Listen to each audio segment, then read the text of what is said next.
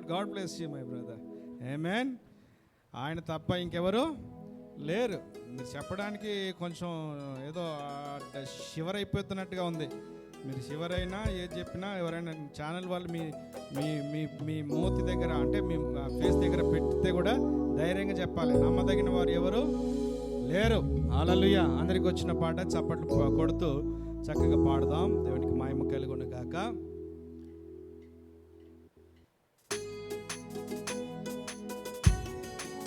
Praise the lord.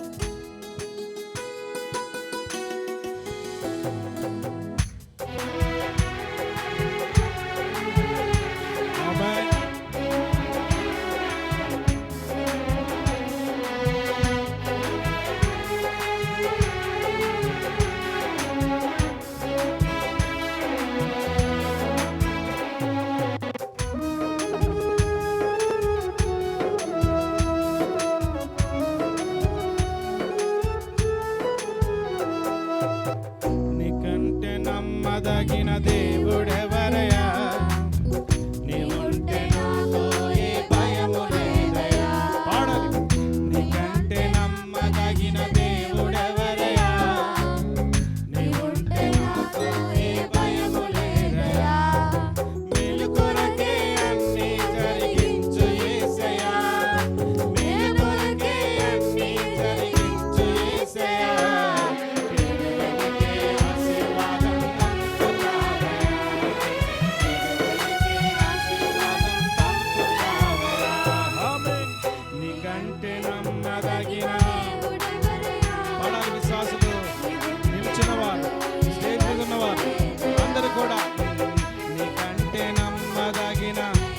స్వరం రావాలి కింది నుంచి గట్టిగా. భయము లేదయ్యా. ఉత్సాహంగా సంతోషంగా హృదయంలో నుంచి దేవుని ఆరాధన చేద్దాం.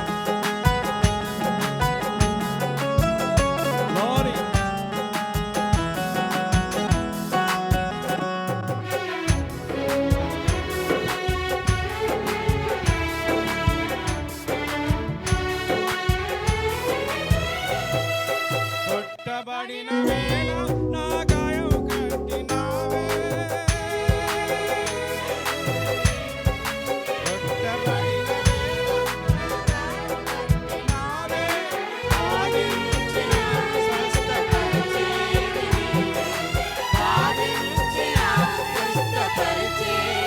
అందరూ కూడా నీకంటే నమ్మదగిన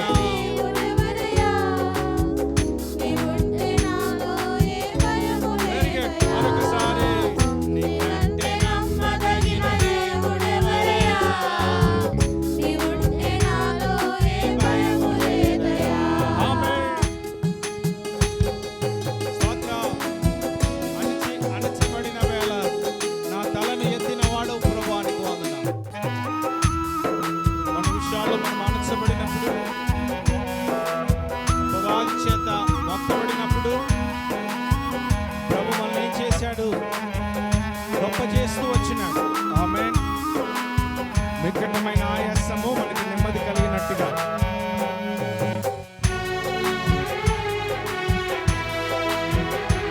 ఆమేన్.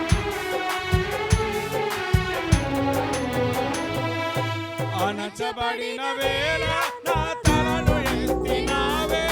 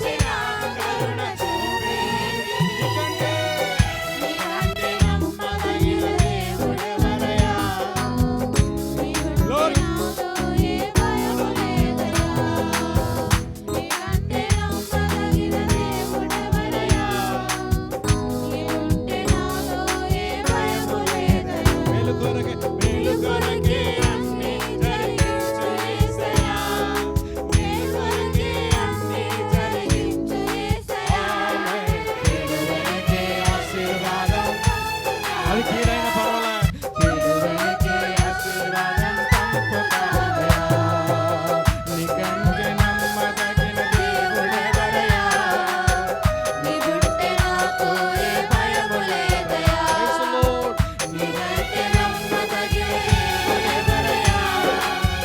నీవుంటే నాకు ఏ భయము లేదయ్యా. హల్లెలూయా. భయం లేని వారు గట్టిగా పైకి చేతులెద్దామా? ఆమేన్. దేవుడు మీకు మంచి ఆశీర్వాదం ఇచ్చునుగాక. భయమంతా దేవుడు ఏం చేశాడు చెప్పండి? యేసు పుట్టుకతోనే పారిపోయింది. ఇదిగో భయపడకుడి ప్రజలందరికీ అదే మనం డిసెంబర్ని గుర్తుపెట్టుకుంటాం కదా. తల వంచి కళ్ళు మూసుకుందాం, తల వంచి కళ్ళు మూసుకుందాం. అవును ప్రభా, మా భయమును అంతే, చింతలు అంతే కూడా దూరపరిచినటువంటి దేవానికి స్తోత్రాలు. మరి నీకంటే నమ్మదగిన వారు ఈ లోకంలో మాకెవరు లేరు అయ్యా ప్రభా. అందును బట్టి మీ శ్రేష్టమైన ఆశీర్వాదాన్ని బట్టి మీకు వందనాలు చెల్లిస్తున్నాను. ఆత్మదేవానికి స్తోత్రాలు చెల్లిస్తున్నాం. మనసార దేవుణ్ణి ఆరాధన చేద్దాం. దేవుని మందిరం, it's a time of worshipping the lord. దేవుని మందిరము పునరుత్థాన దినము, దేవుని ఆరాధించే సమయం. మనం రాక మునిపే సిద్ధపడి రావాలి, ఆరాధించాలి. నేను తండ్రిని ఆరాధించాలి, నా యేసుని ఆరాధించాలి, నా రక్షకుని ఆరాధించాలి.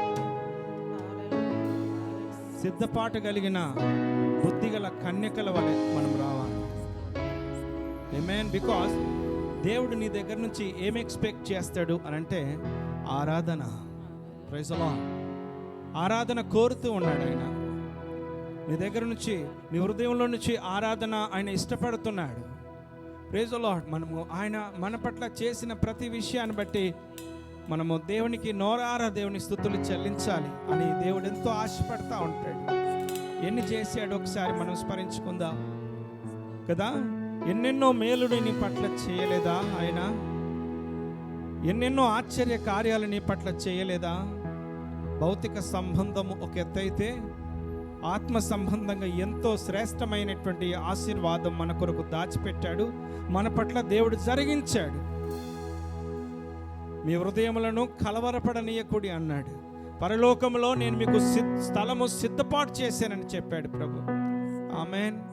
దేవుడు ఎన్నో మార్లు నువ్వు కన్నీటితో, వేదనతో ఉన్నప్పుడు, ఎవరికి చెప్పుకోలేని సమస్యలో ఉన్నప్పుడు ప్రభు నీ కన్నీరు తుడిచాడు ఆయన. నిజమండి, దేవుడు నిన్ను తుడిచాడు, మనం మర్చిపోకూడదు. ఆర్థికపరమైన ఇబ్బందులు, సంక్షోభం, అప్పులతో, వేదనలతో ఉన్నప్పుడు ప్రభు నీ చెంతకొచ్చి ధైర్యం చెప్పాడు ఆయన.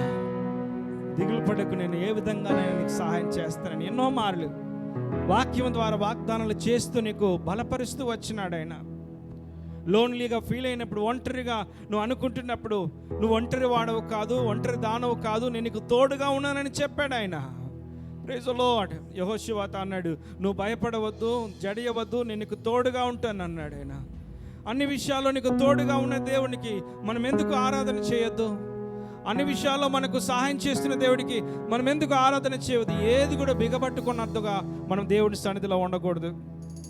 ఎవ్రీథింగ్, మనం సమస్తము కూడా సమర్పించుకున్న వారముగా, సజీవ యాగముగా దేవునికి, ప్రభుకు సమర్పించుకున్న హృదయాలుగా దేవుని ఆరాధించాలి. ఆరాధనా ఆరాధనా ఆత్మతో ఆరాధనా ఆరాధనా ఆరాధనా ఆరాధనా కృతజ్ఞత స్తుతి పాత్ర. మరొకసారి ఆరాధనా ఆరాధనా ఆత్మతో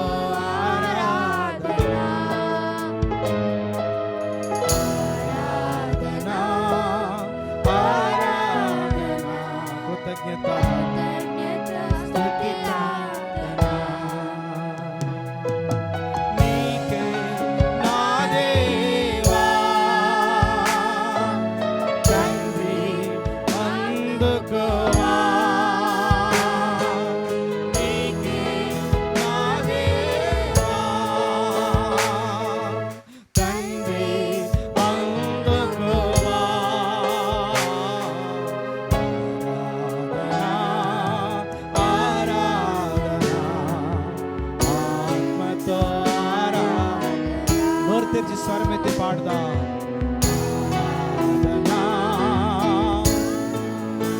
కృతజ్ఞత స్తుతి ప్రార్థన. అవును యేసయ్యా, నీకు వందనాలు. నీకే మా దేవా యేసు మా పట్ల చేసిన ప్రతి విషయంలో కృతజ్ఞత కలిగి ఆరాధన చేస్తూ ఉంటున్నాం. మా ప్రభా ఎన్నో గొప్ప కార్యములు, మీ నీతి నాయన, సత్య సంగత్వము నాయన అంతరిక్షమును అంటుచున్నటువంటిది ప్రభా. ఈ మానవుని యొద్ద నుంచి స్తుతులు కోరినావు, ఈ మంటి పాత్ర నుంచి నువ్వు స్తుతులు కోరినావు ప్రభా. మాది ఎంతో ధన్యత మా తండ్రి, నీకు స్తోత్రాలు. Thank you lord. యేసయ్యా నీకు వందనాలు. నోటను కపటము లేనివాడా, నీకే ఆరాధనా.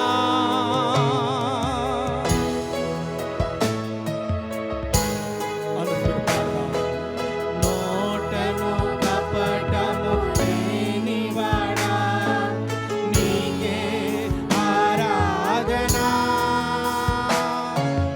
మాటతో మహిమలు చేయువాడా, కృతజ్ఞత స్తుతి ప్రార్థన.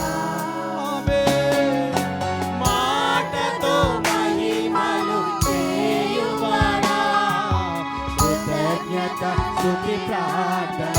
నీకే నీకే నా దేవా, తండ్రి అందుకోవా. యేసయ్యా, నీకే నా దేవా, తండ్రి అందుకోవా. ఆరాధనా ఆరాధనా ఆత్మతో యేసయ్యా. ఆరాధనా ఆరాధనా కృతజ్ఞత స్తుతి ప్రార్థన. అవును యేసు, నీకు వందనాలు. నీ నోటిన కపటము లేదయ్యా. మీ మాట ద్వారా అనేకమైన అద్భుతాలు, ఆశ్చర్య కార్యాలు జరిగించిన వాడు తండ్రి. అన్నిటికీ ఆధారమైన వాడానికి స్తోత్రాలు. ఎన్నటికీ మారని మంచి దేవుడు ప్రభువానికి వందనాలు. మారలా.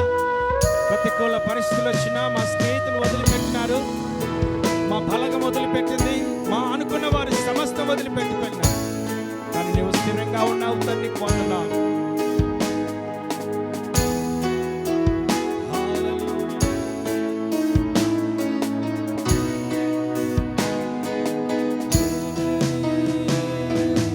అన్నిటికీ ఆధారమైన వాడా, నీకే ఆరాధనా.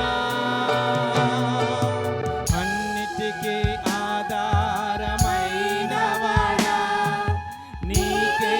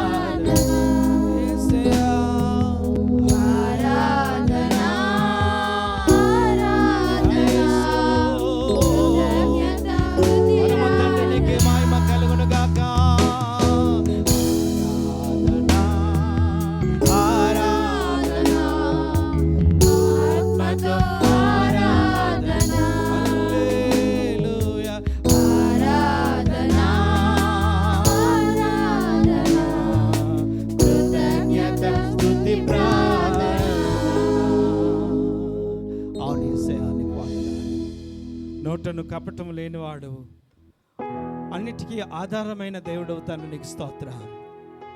సజీవ యాగముగా ఆరాధన కోరుతున్న వాడానికి వందనాలు. ఇంతకంటే ఇంకా మేమేం చెల్లించగలం ప్రభా? అయ్యా, ఎన్నో కార్యాలు, ఎన్నో అద్భుతాలు, ఎన్నో శ్రేష్టమైనవి ప్రభా మా పట్ల చేశారు. అయ్యా, నీకు వందనాలు. ఆధ్యాత్మికంగా మమ్మల్ని ఎంతో బలపరిచి మీతో ప్రభ మమ్మల్ని నిలబెట్టుకున్నందుకై నీకు వందనాలు. మా అపరాధముల చేత, మా పాపముల చేత మేము చనిపోయిన వారమై ఉన్నప్పుడు ప్రభా క్రీస్తుతో కూడా మమ్మల్ని లేపుకున్నావు తండ్రి. ఈ దరిద్రపు, నీచపు, అయా నికృష్టమైనటువంటి మా జీవితాలను ప్రేమించి ఆదరించావు నా తండ్రి. నీకు వందనాలు. గణపరుస్తూ స్తుతిస్తూ యేసయ్య నామమున చిన్ని స్తుతి ఆరాధన సమర్పించుకుంటున్నాము తండ్రి. ఆమేన్. అందరు కూడా కూర్చుందాం. దేవునికి మహిమ కలుగును గాక. దేవుడిచ్చినటువంటి చక్కటి సమయమును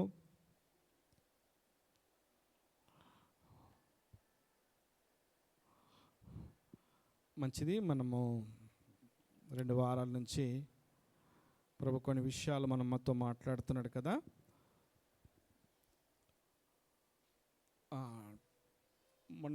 మొన్న వారము ప్రభు విషయం ఏం మాట్లాడినాడు ప్రభు అంటే మీకు అందరికీ కూడా గుర్తుంటుంది కదా. గుర్తున్నది కదండి, మర్చిపోలేదు. మీరు మర్చిపోయినారా? Praise the lord. సంఘ సాహసం. ఓకే, రైట్ కదా. ఇవన్నీ కూడా మీకు గుర్తున్నాయి. ఆమేన్. సో మనకు ఖచ్చితంగా దేవుని యొక్క సహవాసంలో సంఘము ఎదుగుతూ ఉండాలి. మరి మన ఇంట్లో ఏముందో కూడా చూసుకునేటువంటి బాధ్యత మనదై ఉంటుంది. మరి కదా, మనం ఇంటి కొరకు ఏం చేస్తున్నామో అనేటువంటి బాధ్యత మనదై ఉంటుంది. ఇవన్నీ గుర్తుంచుకోవాలి. నోవాహు ఏం కట్టినాడు ఉంది? ఇంటి కొరకు ఓడను సిద్ధపరచుకున్నాడు, రక్షణ ఓడను. అలాగా అబ్రహాము విశ్వాసం చేత తన కుటుంబాన్ని కట్టుకున్నాడు. యెహోషువ ప్రభు కొరకు మంచి కమిట్మెంట్తో తన కుటుంబాన్ని కట్టుకున్నాడు. చివరికి నిర్మాణం యేసు ప్రభుల వారు కూడా తన బిడ్డల కొరకు మంచి నిర్మాణం అక్కడ మొదలుపెట్టాడు. Praise the lord. సిద్ధపరిచేశాడు ఆయన ఆల్రెడీ. కాబట్టి మన ఇంటిలో మరి ఇవన్నీ కూడా ఉండటానికి మనం జాగ్రత్త పడుతూ ముందుకు సాగాలి. దేవునికి మహిమ కలుగును గాక. అంతేకాకుండా దేవుని యొక్క సన్నిధి బలముగా మనము కోరాలి. దేవుని మందిరపు ఆ యొక్క నీడ మనకు తగులుతూ ఉండాలి. ఎప్పుడు కూడా దేవుని యొక్క మందిరంలో మనం పెరుగుతున్న వారముగా ఉండాలి. అప్పుడే మనల్ని ఇంకా ప్రభు ఆశీర్వదిస్తూ ఉంటాడు. ఆనుకొని బ్రతికిన వారంగా ఉండాలి. మీరు చూడండి, నిర్గమకాండంలో చూస్తే ఇది లేవియా కాండంలో మీరు చూడవచ్చు. అక్కడ ప్రభు కొన్ని విషయాలు తన మాట్లాడినటువంటి విషయాలు మనం చూడవచ్చు. ఈ వ్యక్తిగత జీవితంలో మనమంతా ఒక కుటుంబము. మీ కుటుంబాలు వేరువేరుగా ఉన్నప్పటికీ కూడా మన ప్రభువులు అందరూ కూడా ఒకే కుటుంబముగా ఏర్పాటు చేసుకున్నాడు. కాబట్టి ప్రభు యొక్క వాగ్దానం ఏమైందో మన పట్ల గుర్తించిన వారముగా ఉండి వాటిని మరి ముందుకు సాగాలి. లేవియా కాండము 26వ అధ్యాయము 11వ వచనము. లేవియా కాండము 26వ అధ్యాయం.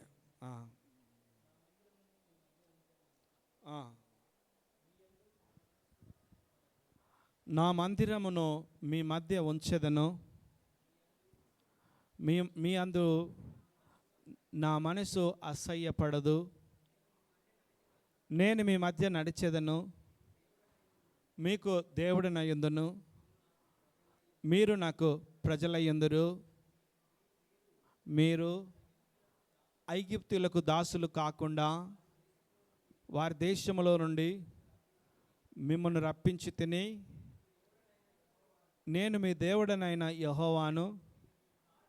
మీ కాడి పలుపులను తెంపి మిమ్మును నిలువగా నడవ చేసి తిని. ఆమేన్. ఇశ్రాయేలీయులతో ప్రభు మాట్లాడిన మాట నేడు మనతో కూడా అదే మాట ప్రభువు మాట్లాడుతున్నాడు. ఆమేన్.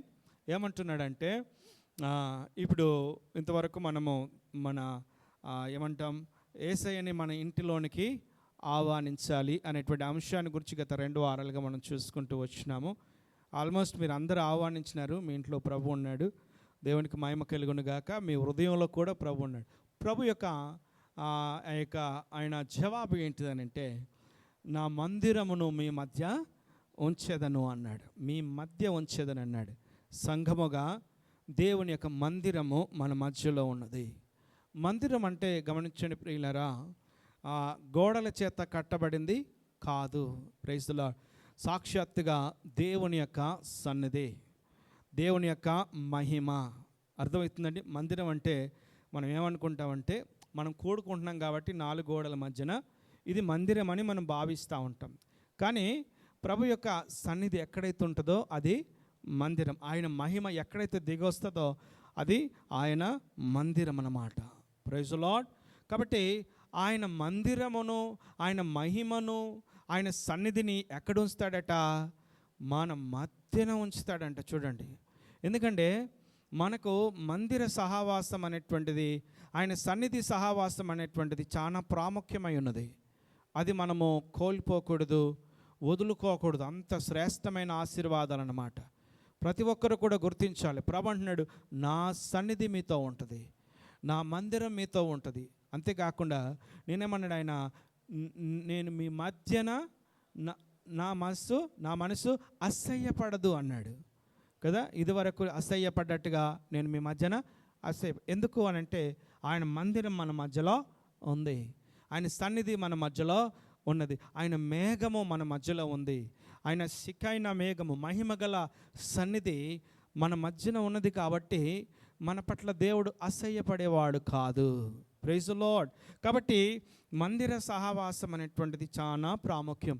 ఆయన మందిరంలో జీవించటం మొదలు పెట్టాలి, ఆయన మందిరంలో బ్రతకటం మొదలు పెట్టాలి, ఆయన మందిరంలో సహవాసం కలిగి ఉండటం మొదలు పెట్టినప్పుడు ప్రభు ఎంతగానో ఆశీర్వదిస్తాడు. దావీదు కూడా అదే అడిగినాడు. దావీదు ఏమన్నాడంటే, ప్రభా నిత్యము నా కుటుంబము నీ సన్నిధిలో ఉండనిమ్ము అన్నాడు. ఏమని ప్రార్థన చేశాడంటే చెప్పండి, నిత్యము నా కుటుంబము నీ సన్నిధిలో ఉండని. ఇంతకంటే ఆశీర్వాదం నాకు ఏం అక్కర్లేదు ప్రభా. ఎందుకంటే అది చాలా ఆశీర్వాదం. మనకు వినడానికి ఏదో చాలా సులువుగా ఉండవచ్చు, కానీ అందులో పెద్ద ఆశీర్వాదాలు దేవుడు దాచిపెట్టినాడు. అందులో పెద్ద ఆశీర్వాదాలు, ఎన్నో దీవెనలు, ఎన్నో సమృద్ధి, ఎంతో ప్రభు ఆయన ఆశీర్వాదాలు దాచిపెట్టాడు. కనుక దావీదు చేసినటువంటి ప్రార్థన అదే, ప్రభా నిత్యము నా కుటుంబము ఎక్కడ ఉండాలన్నాడు? నీ సన్నిధిలో ఉండజేయని ప్రభా. ఎందుకంటే ఆ సన్నిధిలో బ్రతికితే మన కుటుంబం ఎంతో ఆశీర్వదించబడుతుంది. మరి చూడండి, ఆయన సన్నిధిలో బ్రతికితే మన జీవితాలు ఎంతో దీవించబడతాయి. అంచెలంచెలుగా ఆయన ముఖ ప్రకాశము మన మీద ప్రకాశించబడతా ఉంటుంది. అంచెలంచెలుగా ఆయన మార్గములు మనకు తెలియజేయబడతా ఉంటుంది. మీరు చూడండి, ఆయన మందిరము అంటే ఆయనే సాక్షాత్తుగా మన మధ్యలో సంచారం చేయటం అన్నమాట. Praise the lord. ఎవరు సంచారం చేస్తున్నారు? దేవుడే సంచారం చేస్తూ ఉన్నాడు. మీరు చూడండి, మీరు గమనించండి, ఇశ్రాయేలు ప్రజలందరూ కూడా ఐగుప్తుల నుంచి బయటకు వచ్చిన తర్వాత వీళ్ళు ఎర్ర సముద్రంలో దగ్గరకు వచ్చి ఆగినప్పుడు వాళ్ళు మోషే ప్రభుకు మనవి చేసుకున్నప్పుడు ప్రభు ఎర్ర సముద్రాన్ని ఏం చేశాడు? పాయలు చేశాడు. వారు నడుస్తూ ఉన్నారు. చూడండి, దేవుని మహిమతో కూడిన మేఘ సన్నిధి కూడా వారిని వెంబడిస్తూ ఉంది. దేవునికి స్తోత్రం కలుగును గాక. వారిని వెంబడిస్తూ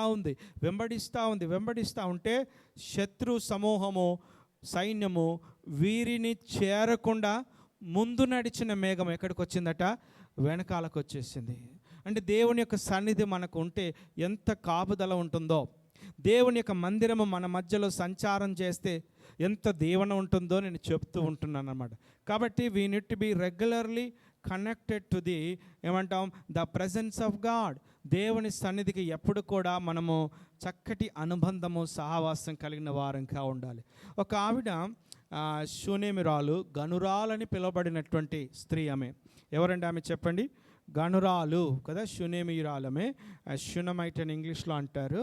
ఆమె గనురాలైన స్త్రీ. వాళ్ళ ఊరికి ఒక దైవజనుడు వస్తున్నాడు. వాళ్ళ ఇంటికి కూడా వస్తున్నాడు. వచ్చినప్పుడల్లా భోజనం చేయండి అయ్య గారు అన్నట్టుగా అతన్ని ఆ దైవజనుడిని మరి బ్రతిమలాడినప్పుడల్లా భోజనం చేస్తూ వచ్చినప్పుడు ఆమెకు ఒక థాట్ వచ్చింది. ఏందో తెలుసా, మన దగ్గరికి వస్తున్నటువంటి ఆయన నిశ్చయముగా ఆయన దైవజనుడు గనక ఏమని గుర్తించింది ఆమె?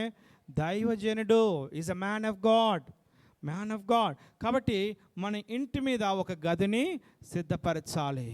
ఆమేన్. దేవుని సన్నిధి కొరకు అక్కడ దైవజనుడి కోసం కాదు. దైవజనుడు వస్తే ఏం చేస్తాడు అక్కడ అంటే ప్రార్థన చేస్తాడు. అర్థమైందా? దైవజనుడు వస్తే ఏం చేస్తాడంటే అక్కడ కూటం పెడతాడు. దైవజనుడు వస్తే అక్కడ ఏం చేస్తాడంటే 4 మాటలు ప్రభు మాటలు అక్కడ చెప్తా ఉంటాడు. కాబట్టి they need a presence of the Lord. వారికి ఎంతగానో దేవుని యొక్క సన్నిధి సహవాసం కావాలని ఎంతో కోరినారు. కాబట్టి వారు ఏం చేశారంటే మీరు గమనించండి ప్రియులారా, ఆమె మేడ మీద ఏం కట్టింది చెప్పాలందరూ కూడా?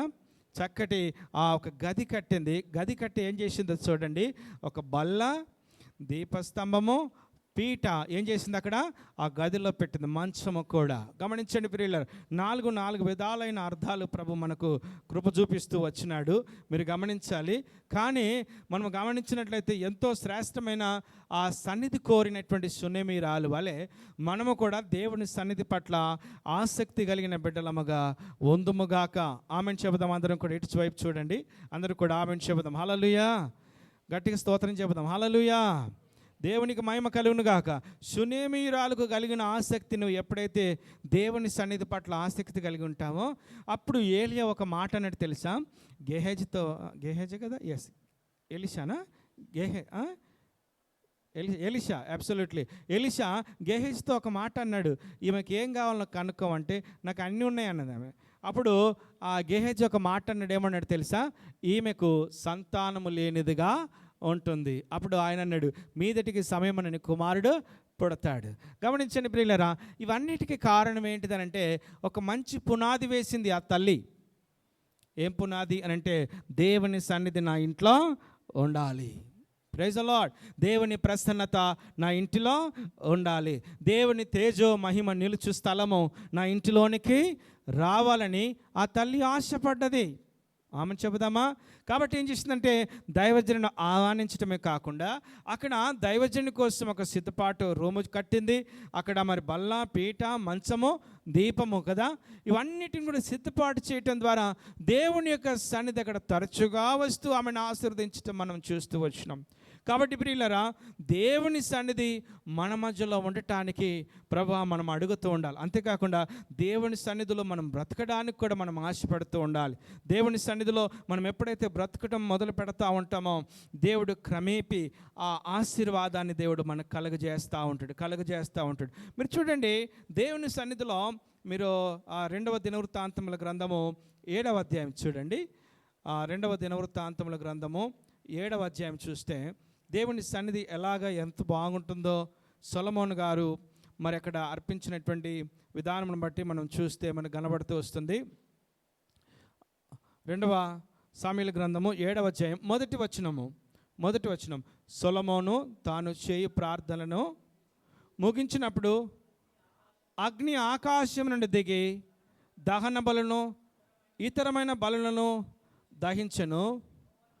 యెహోవా తేజస్సు మందిరము నిండా నిండెను. గట్టిగా ఆమని చెబుదామా? ఏమైందంటే యెహోవా తేజస్సు మందిరం అంతా, అంటే దేవుని సన్నిధిలో ఉన్నటువంటి ఎంత తేజస్సు మనం గమనించాలి, ఎంత మహిమ గలదో మనం గమనించాలి. మీరు చూడండి, మోషే గారు ఒక దినమున ఆ సీనాయి పర్వతం మీదకి వెళ్ళి 40 దినములు 40 రాత్రులు ఏం చేశాడు ప్రియులరా? ప్రార్థించినప్పుడు ఆయన ముఖరూపం అంతా కూడా మార్చబడింది, మహిమగలదిగా మార్చబడింది. ఎందుకనంటే ఆయన సన్నిధిలో 40 దినాలు బ్రతికినారు. కిందున్న వాళ్ళు ఆయన సన్నిధిలో బ్రతికిన వారు కారలు. కిందున్న వారు ఆయన సన్నిధికి దూరంగా బ్రతికినారు. కిందున్న వారు లోకానుసారంగా జీవించినారు. కాబట్టి వారి ముఖములు ప్రకాశించబడలేదు. ఎప్పుడైతే మోషే దైవజనుడో దేవుని యొక్క సన్నిధి సహవాసాన్ని ఎప్పుడైతే ప్రభుతో మాట్లాడుతున్నాడో ఆయన ముఖరూపము కూడా ప్రకాశించబడుతూ చూసాం. కిందున్న వారు, అయ్యా నీ ముఖం మీద గుడ్డ వేసుకో, మేము చూడలేకపోతున్నాం. అంతటి మహిమ చేత ప్రభు మోషేను అభిషేకిస్తూ వచ్చున్నాడు. అంటే తేజో మహిమ చేత ఆ మందిరం అంతా ఏం చేయబడిందట? నింపబడింది. గమనించండి, దేవుని యొక్క మందిర సహవాసానికి నువ్వు ఎప్పుడైతే వస్తావో ఆ మహిమ చేత దేవుడు నిన్ను కూడా నింపుతాడు. ఆమేన్. ఆ మహిమలో దేవుడు నిన్ను కూడా ఆశీర్వదిస్తూ ఉంటాడు. ఆ మహిమలో కూడా దేవుడు నీకు కావలసిందల్లా దేవుడు సమస్తము కూడా సమకూర్చటం దేవుడు మొదలు పెడతా ఉంటాడు. రెండవ వచనం కూడా చూడండి. యెహోవా తేజస్సుతో మందిరము నిండినందున యాజకులు అందులో ప్రవేశింపలేక యుండిరి. చూడండి, మహిమ ఎంత ఉన్నతమైనదో అర్థమవుతుందండి. మహిమ ఎక్కడ నిండిందంట? మందిరం నిండిందంట. మందిరం నిండినప్పుడు యాజకులు ఎవరైతే సేవ చేసేవారు ఉన్నారో ఆ మందిరంలోనికి ప్రవేశించలేకపోయినారు. బట్ ఈ నూతన నిబంధనలో దేవుడు మనకు చక్కటి ప్రవేశం కలుగచేశాడు. ఆమేన్. మనం ప్రభు దగ్గరికి వెళ్ళొచ్చు, ఆ మహిమను మనం చూడవచ్చు, ఆ మహిమను మనం పొందుకోవచ్చు, ఆ సహవాసాన్ని మనం కలిగి ఉండవచ్చు. ఎబ్రీ పత్రికలో అంటాడు, ధైర్యముతో ఆయన మనం సమయోచితమైన కృప పొందుటకు మనం ఏం చేయాలంటే ధైర్యముతో ఆయన కృపాసనము యొద్దకు చేరుదుము అన్నాడు. కాబట్టి ధైర్యముగా ఆయన సన్నిధికి రావడానికి ప్రభు మనకు కృపనిస్తున్నాడు. ఆయన మహిమ ఆయన సన్నిధిలో ఎల్లప్పుడూ కూడా ఉంటుంది ప్రియులారా, ఎల్లప్పుడూ కూడా ఉంటుంది. అది మనం మరవకుండా దేవునితో ఆయన మందిరముతో సహవాసాన్ని కలిగిన వారముగా ఉండాలి. ఆయన మందిరంలో అనేకమైన దీవెనలు, అనేకమైన ఆశీర్వాదాలు ఉంటాయి. ఒక మాట మనం చూద్దాము. మరి కీర్తనకారుడైన దావీదు ఎంత మంచి తీర్మానం చేసుకున్నాడో చూడండి. కీర్తనకారుడైన దావీదు 23వ కీర్తన భాగము, కీర్తనకారుడైన దావీదు 23వ కీర్తన భాగము 6వ వచనం. నేను బ్రతుకు దినములన్నీ కృపాక్షేమములే నా వెంట వచ్చును, చిరకాలము యెహోవా మందిరములో నేను నివాసం చేసేదను. ఆమె చెబుదామా? ఎలా తీర్మానం చేసుకున్నాడేనా? చిరకాలము యెహోవా మందిరంలోనే నేను ఉంటాను, ఇంకెక్కడ ఉండను. ఎందుకంటే ఆయన మందిరంలో నాకు మంచి ఆశీర్వాదం ఉంది. ప్రియులారా, నువ్వు ఎప్పుడైతే మందిరానికి సహవాసానికి నువ్వు అంటుకట్టబడి ఉంటావో దావీదును ఆశీర్వదించిన దేవుడు ఈ మధ్యాహ్న కాలస్యంలో నిన్ను ఆశీర్వదిస్తాడు. తేడా ఏంటిదంటే దావీదు వాళ్ళే తీర్మానాలు చేసుకుంటాం, కానీ దావీదు వాళ్ళే నిలబడి మనం నిలదొక్కుని ఉండే రకాలు మనవి కావు. అందుకే దావీదునేమో అక్కడ పెట్టాడు సింహాసనం మీద, మనమేమో ఇక్కడ ఉన్నాం. ఎందుకు కారణం అంటే దావీదు తీర్మానం చేసుకునేవాడు కాదు. ఆయన ఏం చేసేవాడంటే తీర్మానానికి కట్టుబడి ఉండేవాడు అన్నమాట. Praise the lord. మరి ఏమన్నాడు ఇక్కడ? చిరకాలము అంటే నా జీవితాంతము, నేను బ్రతికినంత కాలం నేను ఎక్కడ బ్రతుకుతానన్నాడు చెప్పండి? యెహోవా మందిరములోనే బ్రతుకుతాను, అక్కడే జీవిస్తానన్నాడు. అంటే అర్థం ఏంటిది? ఇక్కడ వచ్చి మీరు పడిగాపులు కాయమని కాదు, మందిర సహవాసానికి మనం అంటుకట్టబడిన వారముగా ఉండాలి, దేవుని యొక్క సన్నిధిని కోరే వారముగా ఉండాలి, దేవుడంటే పడి చచ్చే వారముగా ఉండాలి. మందిరం అంటే పడి చచ్చే మనము తాపత్రయం కలిగినప్పుడు నేను చెప్తాను, ఛాలెంజ్ విసురుతాను, మీ జీవితాలు ఎందుకు ఆశీర్వదించబడేవండి? ఖచ్చితంగా దేవుడు ఆశీర్వదిస్తాడు. ఎందుకంటే నువ్వు దేవుని మందిరాన్ని ప్రేమిస్తున్నావు గనుక. Praise the lord. నువ్వు దేవుని యొక్క సన్నిధాన్ని ఏం చేస్తున్నావు చెప్పండి? ప్రేమిస్తున్నావు కనుక దేవుడు నిన్ను ఆశీర్వదించడంలో ఏమాత్రం కూడా వెనుకబోడు. ఆయనను ప్రేమిస్తున్నావు నువ్వు. దేవుని మందిరం ప్రేమించడం అంటే అర్థమైంది, దేవుని మందిరంలో ఏమొస్తుందట? దేవుని యొక్క మహిమ తేజస్సు దిగొస్తుంది, అది ప్రేమిస్తున్నావు. దేవుని సన్నిధిని ప్రేమిస్తున్నావు. Praise the lord. 84వ కీర్తన భాగంలో కీర్తనకారుడైన దావీదే అన్నాడు. దావీదే కోరాహు కుమారులు అన్నారు అనుకుంటాను. చూడండి, కీర్తనకారుడైనటువంటి ఎవరు? కోరాహు కుమారులు అనుకుంటాను. 84వ కీర్తన భాగంలో కోరాహు కుమారులే. కోరాహు అంటే తెలుసు కదండి. 2వ వచనం చదవండి బ్రదర్. యెహోవా మందిర ఆవరణము చూడవలనని నా ప్రాణము ఎంతో ఆశపడుచున్నది, అది సొమ్మసిల్లుచున్నది. జీవము గల దేవుని దర్శించుటకు నా హృదయము నా శరీరమును ఆనందముతో కేకలు వేయుచున్నది అని ఎవరంటున్నారు? కోరాహు కుమారులు. కోరాహు అంటే ఎవరో తెలుసా? కోరాహు దేవుని శాపానికి గురైన వాడు, దేవునికి విరుద్ధంగా బ్రతికినటువంటి వాడు. మీరు చూడండి, గమనించండి. కోరాహు, అభిరాము, దాతాహులు వీరే కదా. ఎలా బ్రతికినారు చెప్పండి? దేవునికి చెప్పరేంటంటే మీకు తెలియదా? వారి హిస్టరీ తెలియదా? మోషేతోనే మాట్లాడతాడా? మాతో దేవునికి వ్యతిరేకంగా లేచిన వారిలంతా కోరాహు, అదే సంతతి. ఆయన కుమారులు ప్రభు వాళ్ళని కాపాడినాడు. దేవునికి స్తోత్రం కలుగు. ఎందుకంటే దేవుడు చూస్తాడు. వాడేదో పాడైపోయినాడు కదా. అందుకనే ఇర్మీయాతో ఒక మాట అన్నాడు కదా, గర్భములో నిన్ను రూపింపబడకమనిపే, పిండముగా నిన్ను బయటకు పడకమనిపే నేను నిన్ను ఎరిగితిని. అంటే కోరాహు చెడ్డవాడైన కోరాహు కుమారులు కొద్దిమంది మంచివారే. దేవుని సన్నిధి అంటే ఇలాంటి వారు తెలుసా? ఇష్టపడిన వారే. ప్రభు అంటే తపిస్తున్న వారే. దేవునికి స్తోత్రం. చిన్నతనం నుంచే దేవుని సన్నిధిలో ఆశపడిన వారే. కోరాహు మాత్రం చెడు కోరికలు పుట్టినాయి. కోరాహుకు మాత్రం చెడు ఆలోచన వచ్చింది, తిరుగుబాటు తత్వం వచ్చింది. మనం ఇది ఇక్కడ మనం తిమోతి 2వ పత్రికలో 3వ అధ్యాయం 8వ వచనం చూసినాం కదా. ఏమనుంది? ఎన్నే ఎంబ్రే. ఇది కొత్తగా ఉన్నాయి కదా పేర్లు, కొత్తగా విన. కోరాహులతో పాటు వీళ్ళు కూడా ఉండేవారు. ఎదిరించినారంట. ఎవరిని? మోషేని ఎదిరి. అందులో కోరాహు కూడా ఉన్నారు. కోరాహు జీవితమేమో భూమి ఏం చేయబడింది చెప్పండి? చీల్చబడి చచ్చిపోతే వీళ్ళేమో దేవుని స్తుతించే స్థితికి దేవుడు తీసుకొచ్చినాడు. దేవునికి మహిమ కలుగును గాక. కారణం ఏంటి? ఇంటిలోనే, శాపమున్న ఇంటిలోనే దీవెన మొదలైంది. ఏందండి? మరణమున్న ఇంటిలోనే జీవం మొదలైంది. కరువున్న ఇంటిలోనే సమృద్ధి మొదలైంది. ఎందుకో తెలుసా? కోరాహు కుమారులు కోరాహు వలె జీవించలేదు, కానీ వారు దేవుని ఆశపడి దేవుని సన్నిధి కోరి బ్రతికిన వారుగా ఉన్నారు. అందుకే ఏమన్నారు తెలుసా? యెహోవా మందిరమును ఆవరణమును చూడవలనని నా ప్రాణము ఎంతో ఆశపడుచున్నది ప్రభువా అంటున్నారు.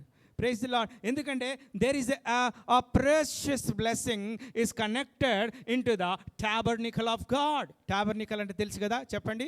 ప్రత్యక్ష గుడారం. మనం లేవియ కాండంలో మందిరం అని చదివినాము. ఇంగ్లీష్లో దాన్ని ఏమని చెప్పినట్టు తెలుసా? టాబర్నికల్ అంటే ప్రత్యక్ష గుడారం. ప్రత్యక్ష గుడారంలో మూడుగా విభాగించబడినాయి. ఆవరణము, పరిశుద్ధ స్థలము, అతి పరిశుద్ధ స్థలం. Praise the lord. ఆ స్థలంలోనికి రావటము, నీ మహిమను చూడటము, అబ్బా నీతో మాట్లాడటం నాకు ఎంతో ఆశీర్వాదకరము తండ్రి. ఇలాంటి అనుభవము ప్రతి విశ్వాసి కలిగినప్పుడు నేను చెప్తాను ప్రియులారా, absolutely you will be blessed. Absolutely 28th Deuteronomy నీకే చెందుతుంది. అది 28వ అధ్యాయము ద్వితీయోపదేశ కాండము ఎవరికి చెందుతుందండి? నీకే. బయటికి వెళ్ళినప్పుడు ఆశీర్వదించబడతావు, లోనికి వచ్చినప్పుడు అది నీకే. ఎందుకంటే you are seeking the presence of God, you are seeking the majesty of God, you want to honour God. నువ్వు దేవుని మహిమపరచాలని తప్పిస్తున్నావు కనుక కోరాహు కుమారులు ఏం చేస్తున్నారట? నా ప్రాణము ఎంతో, చెప్పండి, ఎంతో ఆశపడుచున్నది. అదేం చేస్తున్నది? ఆశపడి సొమ్మసిల్లుతున్నది ప్రభువా అంటున్నాడు. ఆమెన్. ఏం చేస్తుందట? ఎందుకు మరి ఆ విధంగా అంటున్నారు? ఎందుకు ఆ విధంగా అంటున్నారంటే 4వ వచనంలో ఆ మాట అంటాడు చూడండి. 4వ వచనంలో, నీ మందిరమునందు నివసించేవారు ధన్యులు, వారి నిత్యము నిన్ను. Because why they are blessed people. ధన్యులు అనే మాట బ్లెస్సెడ్ అంటారు.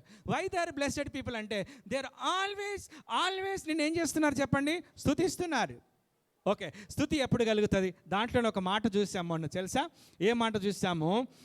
బాకా లోయ అని చూసాం కదా. ఏం లోయ అది? 6వ వచనంలో, వారు బాకా లోయలో నుండి వెళ్ళొచ్చు. బాకా అనగా అర్థం ఏం చెప్పాను మొన్న? మీరున్నారా? చేదు, కష్టాలు, ఇబ్బందులు, ఇరుకులు, కన్నీరు, అంత లాసు, నష్టమే బాకా అనగా. అర్థమైందా? దాంట్లో నుంచి ఏ అనుభవంలోనికి వచ్చారని చెప్పాను? బెరక అనగా స్తుతి ఎందుకు కలిగింది వాళ్ళకి అంటే 3 దినాలు పట్టినాయి అంట. ఏం చేయడానికి? మొక్కజొన్నలు ఒలుచుకోనిక.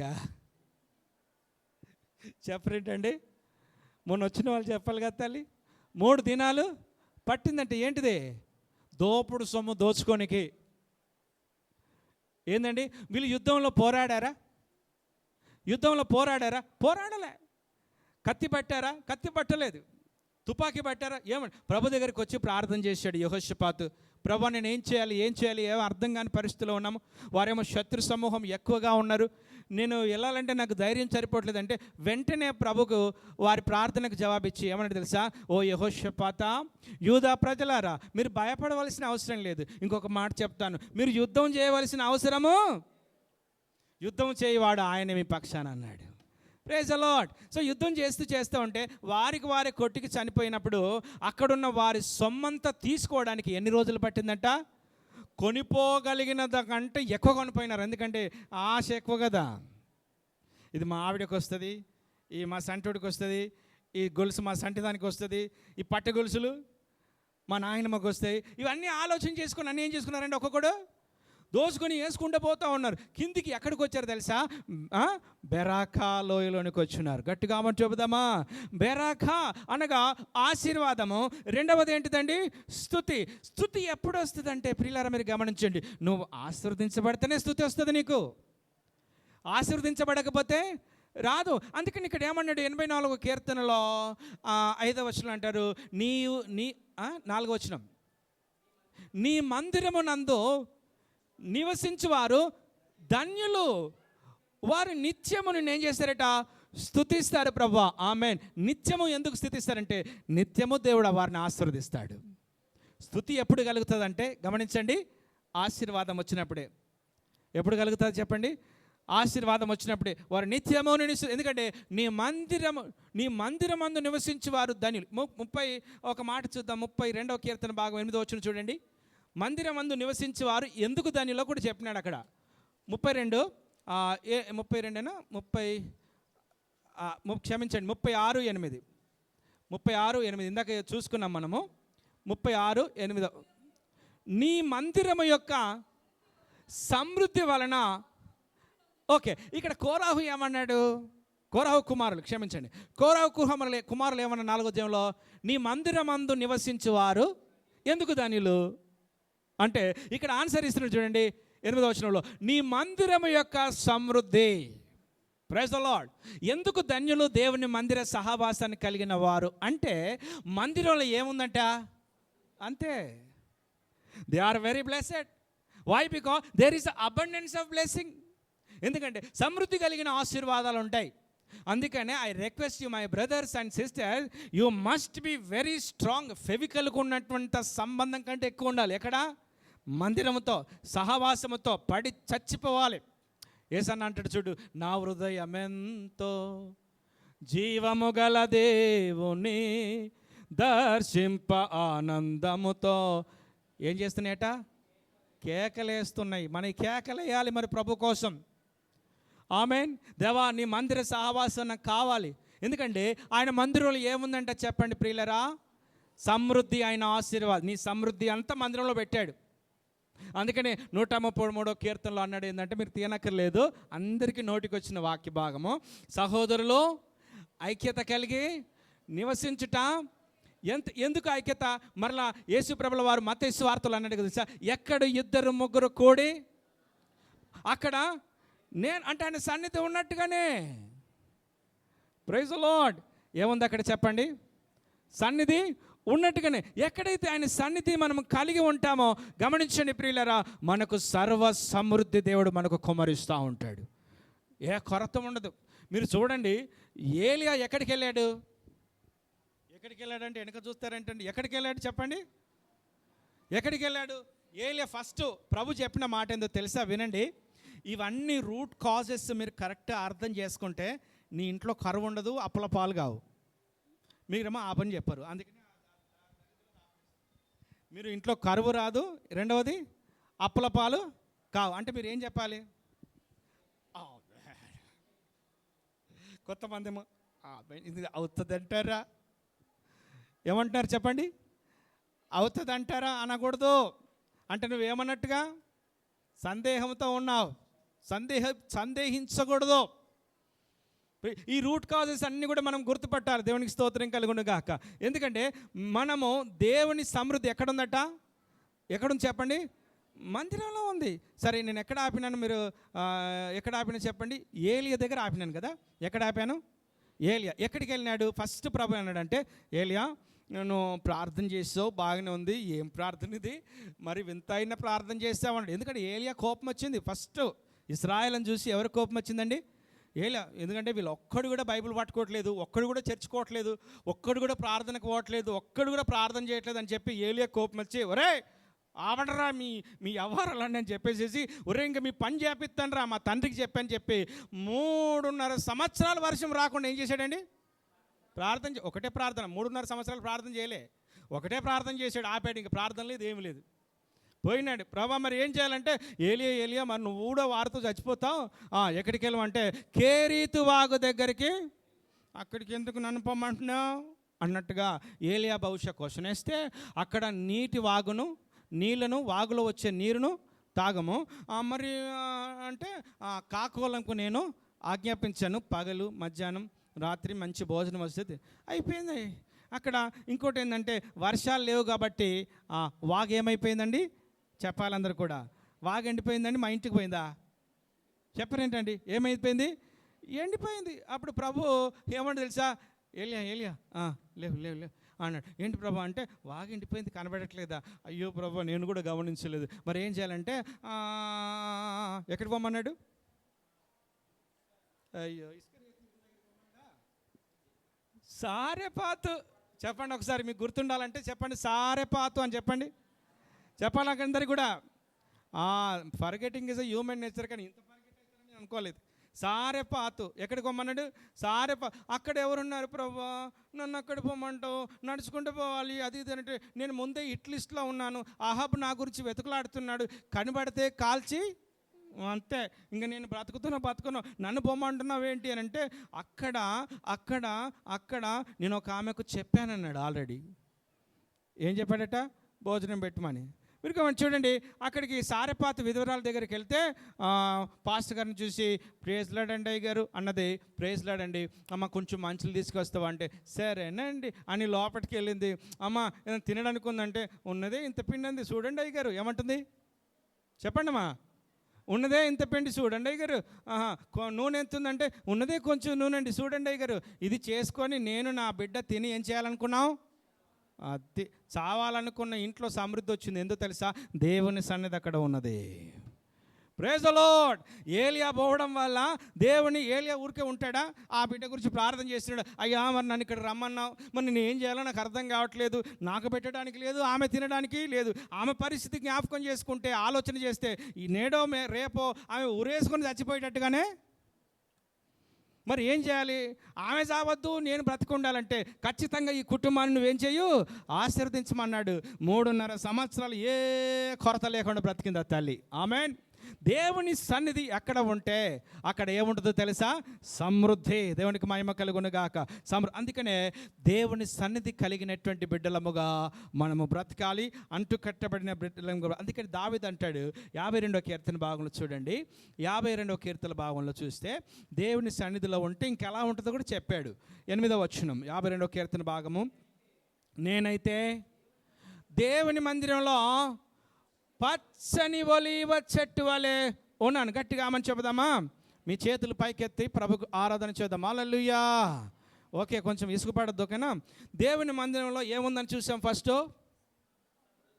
సమృద్ధి. ఆమెన్. సమృద్ధి. రెండవది పచ్చదనం. నీ జీవితమే పచ్చదనం, నీ కుటుంబమే పచ్చదనం, నీ బిడ్డల జీవితం ఎలా అవుతాయో తెలుసా? దావీదు అనుభవించాడు కాబట్టి చెప్తున్నాడు. ఏమన్నాడు తెలుసా? నేనైతే దేవుని మందిరంలో ఎలా ఉన్నానంటున్నాడు? పచ్చని ఒలీవ చెట్టు, నిగలాడుతున్న చెట్టు వల్ల ఉన్నానన్నాడు. Praise the lord. మన మందిర సహవాసాన్ని ఎప్పుడైతే కలిగి ఉంటామో, దేవునితో సత్సంబంధాన్ని ఎప్పుడైతే పెట్టుకుంటామో, దేవునితో యొక్క విషయంలో ఎప్పుడైతే కొనసాగించబడతామో, పరిశుద్ధతలో, ప్రార్థనలో, సహవాసంలో, దేవుని యొక్క సన్నిధిని ఆశపడి ఎప్పుడైతే వస్తామో, ఖచ్చితంగా మన కుటుంబాలు, మన జీవితాలు ప్రభు ఏమన్నాడంటే పచ్చని ఒలీవ చెట్టు వల్ల దేవుడు చేస్తాడు. Praise the lord. కొన్ని పచ్చని ఒలీవ చెట్టు లాగానే ఉంటాయి, కానీ అవి ఒలీవ చెట్లు కావు. అవి ఏం చెట్లు తెలుసా? అంజూరపు చెట్లు. ఎలా ఉంటాయంట? ఆకులు మాత్రము పచ్చగా ఉన్నాయి, దానికి ఏమి లేవు, కాయలు లేవు. కొంతమంది అలానే ఉంటారు. మందిరానికి రాకుండా మేము పచ్చగలేమా అంటారు. ఏమంటారండి చెప్పండి? మందిరానికి రాకుండా, సహవాసానికి లేకుండా, ప్రార్థనకు లేకుండా. మందిరం అంటే దేవుని సన్నిధి మనలో ఉండాలండి మొదటగా. ఏం లేదంటారు వీళ్ళు? చెప్పండి. మేము రాకుండా మాకేం లేదు, పచ్చగా లేదా అని అంటే దగ్గరికి వెళ్ళి యేసయ్య చూశాడంట. తినగోరి ఆశపడి ఆకలై వెళ్తే ఆ చెట్టులో ఏం లేవంట చెప్పండి? ఒక్క కాయ లేదు ప్రియుల, ఒక్క పండు లేదు, ఒక కాయ లేదు. కాయ లేకపోయేసరికి ప్రభు ఏమంటే తెలుసా, ఇక ముందుకు నీ చెట్టు ఫలాలు, నీ ఫలాలు ఎవడు కూడా తినకొందురుగాక. శపించబడింది అది, ఎండుకపోయింది ప్రియులరా. కానీ ఆ విధంగా కాదు, బయటికి పచ్చదనం కాదు, ఆంతర్యంలో దేవుడు పచ్చదనాన్ని దేవుడు కలగజేస్తాడు. మన కుటుంబంలో సస్యశ్యామలత కలగజేస్తాడు. Praise the lord. పట్టిందల్లా బంగారం అంటారు చూసారా, ఆ విధమైన కృపలోనికి దేవుడికి తీసుకొస్తాడు. ఎందుకు అనంటే, మొదటిగా నువ్వు మందిరములో నాటబడిన బిడ్డవుగా ఉండాలి, మందిర సహవాసాన్ని కలిగిన బిడ్డవుగా ఉండాలి, మందిరముతో అంటు కట్టబడిన బిడ్డలముగా ఉండాలి. మందిరంలోకి మనము ఏంటండి, ఆయన సహవాసాన్ని కోరి ఆశపడి, కోరాహు కుమారులు కలిగిన దాహము, తపన, ఆశ, త్రాణ కలిగినటువంటి బిడ్డలముగా పరుగులెత్తుకుంటూ మనం రావాలి. ఒక ఆవిడకు ఇంకో మాట చెప్తాను, ఈ 2 మాటలు చెప్తాను. నీ దేవుని మందిరములోకి వస్తే నీ సమస్యలు కూడా తీర్చబడతాయి. ఎలాగ తెలుసా, ఒక తల్లికి ప్రభు ఏమిచ్చాడంటే పిల్లల్ని ఇచ్చాడు. ఆయన అడిగినాడు, ఇసాక్ అడిగినాడు, ప్రభా ఇసాకుకు 40 సంవత్సరాలు అప్పుడు పెళ్ళయింది. అడుగుతా నాకు పిల్లలు లేరు, 10 సంవత్సరాలు అయిపోయింది, 15 సంవత్సరాలు అయిపోయింది, పిల్లలు లేరు అంటే 20 సంవత్సరాలు అంటే ఎంత? ఆల్టుగెదర్ 40 + 20 ఎంత చెప్పండి? 60 సంవత్సరాలకి ఇసాకు పిల్లల్ని ఇచ్చినారు. అదేంటో కానీ రిబ్కామకేమో అసలు ఉండలవాట్లేకపోతుంది, కూర్చున్నా గడబడ జరుగుతూ ఉంది గర్భంలో. ఎందుకంటే లోపల 2 కొట్లాడుకుంటున్నారు. లోపల ఏం చేస్తున్నారండి? గొడవ పడుతున్నారు. భయంకరమైన గొడవ జరుగుతుంది, భయంకరమైన. అదేంటి, ఏ డాక్టర్ దగ్గరికి పోయినా మాత్రలు మింగుతున్నా కానీ నాకు స్వస్థత రావటం లేదు ప్రభా, ఏందో అనుకున్నదేమే. ఒకసారి చూడండి 25వ అధ్యాయం ఆదికాండము. మొదటిదేమో సమృద్ధి, రెండవదేమో దేవుని మందిరంలో ఏముంటుంది చెప్పాలి? పచ్చదనం. మన చెట్టు ఎండకపోతుందా అంటే ఏం లేదన్నమాట, పచ్చదనం లేదు, దేవుని మందిర సహవాసం మనకు లేదు, పచ్చదనం ఉండాలి. సరే, ఆదికాండం చూడండి 25వ అధ్యాయంలో 21వ వచనం. ఇస్సాకు భార్య గొడ్రాలు గనుక అతడు ఆమె విషయమై యెహోవాను వేడుకొని, పిల్లల గానులకు దేవుడిచ్చిన ఆఫర్ ఒకటే, భర్తలారా మీరు ఏం చేయండి, భార్యలను ప్రేమిస్తే ఏం చేయాలి? భర్తలు ప్రార్థన, ప్రభువా మాకు ఏం చేయు, గర్భము తెరవబడునుగాక. చేస్తాడు దేవుడు. ఇస్సాకు ఎన్ని సంవత్సరాలు ప్రార్థన చేసిండు తెలుసా పిల్లల కోసం? 20 సంవత్సరాలు చేసి ఉండొచ్చు నాకు తెలిసి. ఎందుకంటే 40+ ఇవి అయిన కనేసరికి ఎంత? 20 అంటే ఎన్ని? 60లో 40 తీస్తే 20 సంవత్సరాలు పిల్లల గురించే ప్రార్థన చేశాడు, పిల్లలు కావాలి.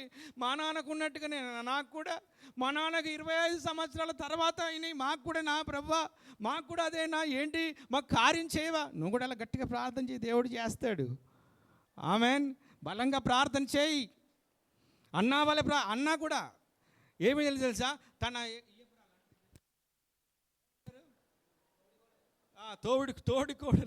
తోడికోడలు కూడా కాదు, తోడికోడలు అంటే సరే, ఇది అనకూడని మాటలే. అప్పట్లో ఇవన్నీ కూడా లెక్కలేదు. ఆమె ఇంకో ఆమె, ఒక ఆయనకి 2 భార్యలండి. అసలు చెప్పాలంటే మీకు అర్థమైందా? ఆ 2 భార్యలకేమో ఆమెకు అయింది, ఈమెకు కాలేదు. అన్న కాకపోయేసరికి ఎంత బాధపడుతుంది తెలుసా. ఆమె ముందట ఈమెకు సిగ్గిపోయినట్టు అవుతా ఉంది.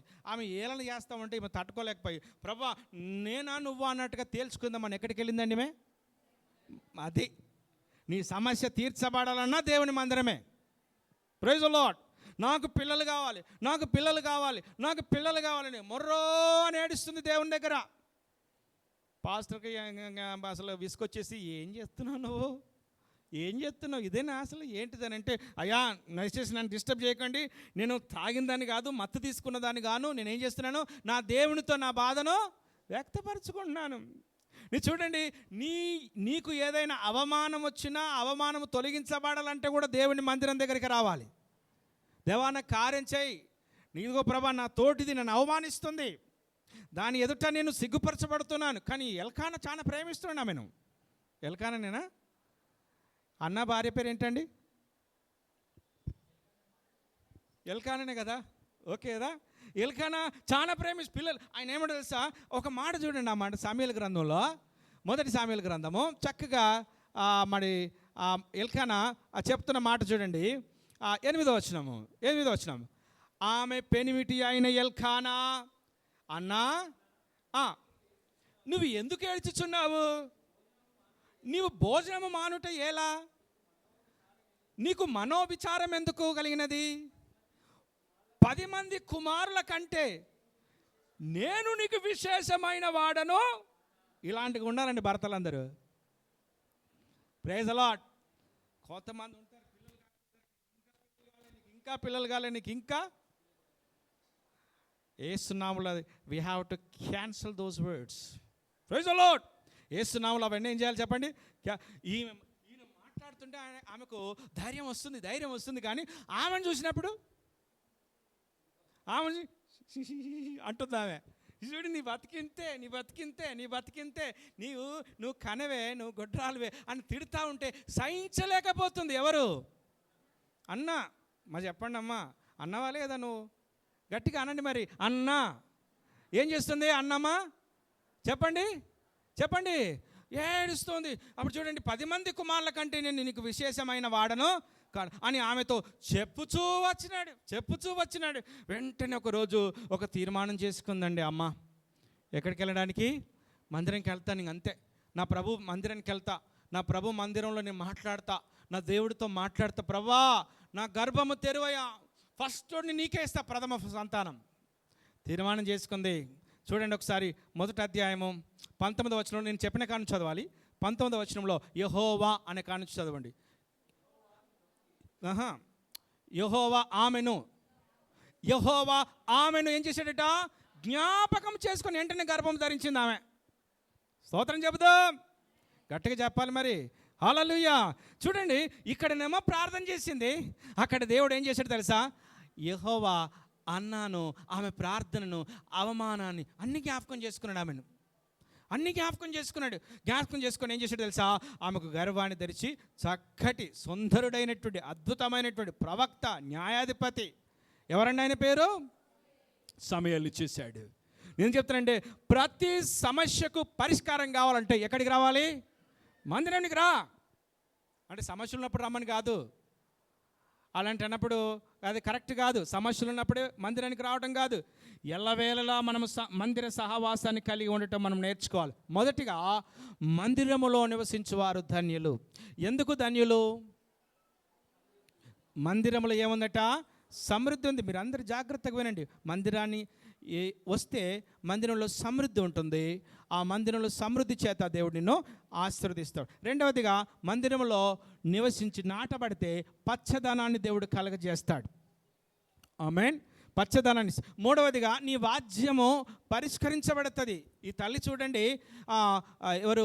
రెబ్కమ్మ ప్రభు సన్నిధికి వెళ్ళి నేను ప్రార్థన చేస్తోంది. అయ్యా ఏంటి ఇది నా గర్భంలో చాలా, నా కడుపులో గర్భంలో చాలా అలజడి జరుగుతుందంటే వెంటనే ప్రభు పరిష్కారం చెప్పాడమ్మా.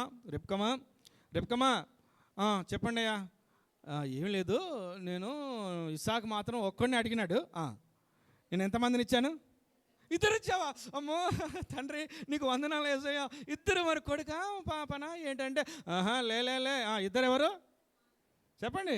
2 2 అబ్బాయిలని ఎలా ఉంటుందండి? మీకు 2 అబ్బాయిలు కావాలి పిల్లలంతా. మనకి ఇక్కడ చెప్పరు కానీ వెస్ట్రన్ కంట్రీస్లో చెప్పేస్తారు ఆల్రెడీ. పిల్ల పుట్టక మునిపే ఏం చేయాలి? రాసి పెట్టాలి, పేరు రాసి పెట్టేసేయాలన్నమాట. అక్కడ చెప్తారు, ఇక్కడ చెప్పరు మనకు. ఎందుకంటే చెప్తే ఆడపిల్ల అన్ననుకో మనం ఏం చేస్తాం చెప్పండి? ఆడపిల్లని ఏం చేస్తామంటే ఎత్తుకుంటే మా పుట్టు లక్ష్మీదేవి అనుకుంటామా? అదే మనరు. ఏం చేస్తారంటే ఆడపిల్ల అనేసరికి కొంతమంది క్రూరులు ఏం చేస్తారో తెలుసా? చెప్పండి, భాషణ చేస్తూ ఉంటారు. అందుకని ఇక్కడ మనకు జెండర్ చెప్పరన్నమాట, ముందే చెప్పరు. కాబట్టి చూడండి, యేసుప్రభు దేవాది దేవుడు ఆల్రెడీ చెప్పినాడు. మీరు ఆదికాండం చూడండి 25వ అధ్యాయం 23వ వచనంలో 2 జనములు నీ గర్భములో కలవు, 2 కుమారులు ఉన్నారమ్మా అని చెప్పినాడు. అమ్మో నాకు ఎంత సంతోషమో. Praise the lord. అప్పుడు 2వ జనపదములు నీ గడపలో నుండి ప్రత్యేకముగా వచ్చును, ఒక జనపదము కంటే ఒక జనపదము బలిష్టమయ్యుండు అని చెప్పేసరికి అప్పుడు నిమ్మనమైపోయింది, కూర్చుంది. అప్పటి నుంచి యాకోబు మీద పెట్టింది కాన్సన్ట్రేషన్. ఎవరు చెప్పండి? ఎప్పుడు? అప్పటి నుంచి అప్పటిదాకా 2 మీద ఉండి, అంటే 2 మీదనే ఉంటుంది, తల్లికి ఉండదని కాదు కానీ అప్పటి నుంచి కన్ఫర్మేషన్. ఎందుకంటే స్క్రిప్చర్ ఫుల్ఫిల్. మొన్న ఒక ఆయన అడిగినాడు, ఎందుకు ఏసావును ప్రభు శపించినాడు, ఎందుకు యాకోబు అంటే, that is a scripture fulfilment. అర్థమైందా? దేవుని యొక్క లేఖన భాగము నెరవేర్చబడమే, అంతే. ఇక్కడ ఆయన ఏమంటాడంటే తల్లి మోసం చేసింది. తల్లి మోసం కాదు నాయన, అక్కడ దేవుని యొక్క చిత్తం. ప్రభు అన్నాడు, ఒక మగవాణిగాను చెవిటివాణి కానీ ఎవడు చేశాడు? మరి కుమ్మరి కుండ చూసి నన్నేమో చిన్న కుండ చేసావు, అతన్నేమో పెద్ద కుండ చేసావని అనదగునా అని అన్నాడు ప్రభు. అంతే, ప్రభు ఎలా చేయాలనుకుంటే ఆయన చిత్తం అది, ఆయన ఉద్దేశం అది. అలా చేసరికి అప్పుడు రెబెక్కమ్మకు నిమ్మలమైపోయింది. అప్పటి నుంచి యాకోబు చెప్పు, ఓ యాకోబు రా బిడ్డ, నెయ్యనంతో ఏం చెయ్యు, తిండ్రా అని పెడతా ఉంది. అలా పెట్టే సౌట్ అయినాడు మనోడు. ఎవడండి అలా పెట్టి ఏమైనా చెప్ప తెలుసానా? సవటైన. ఎందుకంటే ఏశావు హంటింగ్గా మారాడు, యాకోబు మాత్రము సాధువుగా ఉండి ఇంటికి పరిమితం అయిపోయినాడు. ఏశావేమో బయటికి వెళ్ళి ఏం చేస్తున్నాడండి? వేటాడుతున్నాడు. అందుకే ఇసాకు పిలిచి ఏమన్నా తెలుసా, నాకు వేట మాంసం తీసుకురా అని యాకోబు చెప్పలే, ఎందుకంటే యాకోబు సవట అని. కానీ యాకోబు పట్ల దేవుని యొక్క ఉద్దేశం ఉంది. ఇంకోటి తెలుసా, నాకు తెలిసి ఆశీర్వాదాలు వేట మాంసం తీసుకురా నేను ఆశీర్వదిస్తానని ఎవరు చెప్పారండి? ఇసాక్ అన్నాడు. ఆల్రెడీ రెబెక్కమ్మ ఏం చేసింది? వండి పెట్టిన మాంసం తీసుకెళ్ళి యాకోబుకి ఇస్తే యాకోబు తీసుకెళ్ళి ఎవరికి వడ్డించాడు? అన్ని ఆశీర్వాదాలన్నీ తీసుకొని వెళ్ళిపోయినాడు. తీసుకొని వెళ్ళిపోయి పరిగెత్తుతూ ఎక్కడ ఆగాడట? ఊజు అనే ప్రాంతంలో ఆగినాడు. ఊజు అనగా బేతేలు అనే ప్రాంతంలో ఆగి దేవుని యొక్క దర్శనాన్ని చూస్తున్నాడు. దేవుని సన్నిధి వెంబడనే వెళుతూ ఉంది ఆయనకి. Praise the lord. దేవుని సన్నిధిని వెంబడనే వెళుతుంది. నిశ్చయముగా నేను నిన్ను ఆశీర్వదిస్తాను యాకోబు అన్నాడు. సవటను దేవుడు ఘనంగా వాడుకుంటున్నాడు. పనికిరాని వాడిని దేవుడు ఉన్నతంగా వాడుకుంటున్నాడు. టాలెంట్ ఉన్న వాడిని పక్కన పెట్టినాడు. ప్రియులారని ఎందుకు చెప్తున్నానంటే, దేవుని మందిర సహవాసానికి కలిగి ఒంటిమా, దేవుడు ఎన్నటికీ కూడా నిన్ను మరవక నిన్ను ఆశీర్వదిస్తాడు. ఎన్నటికి కూడా ఎప్పటికి కూడా మారబడు. ఒకరోజు కట్టిపెట్టి నీకు ఆశీర్వాదాలు దేవుడు నీకు కలగజేశాడు. 92వ కీర్తన భాగం చూడండి. 92వ కీర్తన భాగము 13వ వచనం అనుకుంటారు. 92వ కీర్తన భాగము, యెహోవా మందిరములో నాటబడిన వారై మన దేవుని ఆవరణములో వర్ధిల్లుతారు. మొదటిది ఏం చెప్పాము? సమృద్ధి, వెరీ గుడ్. రెండవది పచ్చదనం. మూడవది నీ సమస్యలన్నీ పరిష్కరించబడతాయి. ఎవరు తొందరపడి వాడితో వీడితో చెప్పకండి. వాడితో వీడితో చెప్తే ఏమో తెలుసా? విక్రింత పాలవుతాం అంతే. ప్రభుతో చెప్పుకుందుము గాక, ప్రభువే పరిష్కరించును గాక, ప్రభువే మన కన్నీటి ప్రతి బాష్ప బిందువును తుడుచును గాక. నాలుగవది ఏమంటున్నాడు తెలుసా? వర్ధిల్లటము మొదలు పెడతా ఉంటామంట. ఎప్పుడు చెప్పండి ప్రియులారా, దేవుని బిడ్డలారా చెప్పండి. ఎప్పుడు? దేవుని మందిరంలో నాటబడిన అనుభవం కలిగిన వారముగా ఉండాలి. పెరట్లో మొక్కలు నాటుతావా లేకపోతే షోకేస్ లాగా పెడతావా? షోకేస్ లాగా పెట్టిన మొక్కలు లోపలికి వేరు దిగదండి. వేరు దిగుతుందా? దిగదు. అది మామూలుగానే ఉంటాయి. మీరు చూడండి, ఎక్కడ ఏ చెట్టు అయినా లోపలికి నాటబడిన చెట్టే ఎదుగుతూ ఉంటుంది అనమాట. ఎదిగి ఫలించబడుతూ ఉంటుంది, వర్ధిల్లబడుతూ ఉంటుంది. అందుకని అంటే చూడండి, దేవుని మందిరములో మనం ఎలా ఉండాలట? నాటబడిన అనుభవము కలిగిన వారం ఉన్నప్పుడు దేవుడు ఏం చేస్తాడట? ఆయన ఆవరణములో వర్ధిల్లింపజేస్తూ ఉంటాడు. ఆమేన్. అన్నిట్లో వర్ధిల్ల ప్రియుడా, నీ ఆత్మ వర్ధిల్లుచున్న ప్రకారము నీవు అన్నిటిలో వర్ధిల్లుదువుగాక. నీ పనిలో, ద్వితీయోపదేశ కాండం అంటాడు, నీ గంపయు నీ పిండి పిసుకు తొట్టియు. ఆమెన్ కదా. నువ్వు పొలములో ఉన్నప్పుడు, ఆమెన్. నువ్వు ఇంకా పట్టణంలో ఉన్నప్పుడు, ఓకే. ఇప్పుడు ఎక్కడ ఉన్నారు మీరు? పొద్దున్న లేస్తే 9 కాగానే కాలేజీ ఆఫీస్లోకి వెళ్తున్నారు. అక్కడ మిమ్మల్ని దీవిస్తాడు. ఆమెన్. వెలుగును మీ మీద ప్రకాశించబడుతుంది. ఆయన తేజస్సు మీ మీద ఉదయించబడుతుంది. ఆయన తేజస్సు చేత నువ్వు నింపబడినప్పుడు ప్రియులరా, ఒక శ్రేష్టమైన వెలుగు ప్రజ్వలించబడుతుంది. అదే వర్ధిల్లడం. ఎక్కడికి వెళ్ళినా దేవుని సన్నిధి నీతో ఉండి ఉండి ఉండి ఘనమైన కార్యాలు చేస్తుంది. అప్పటిదాకా కఠినుడైన వాడు నిన్ను చూడంగానే వాడు కూలైపోవాలి.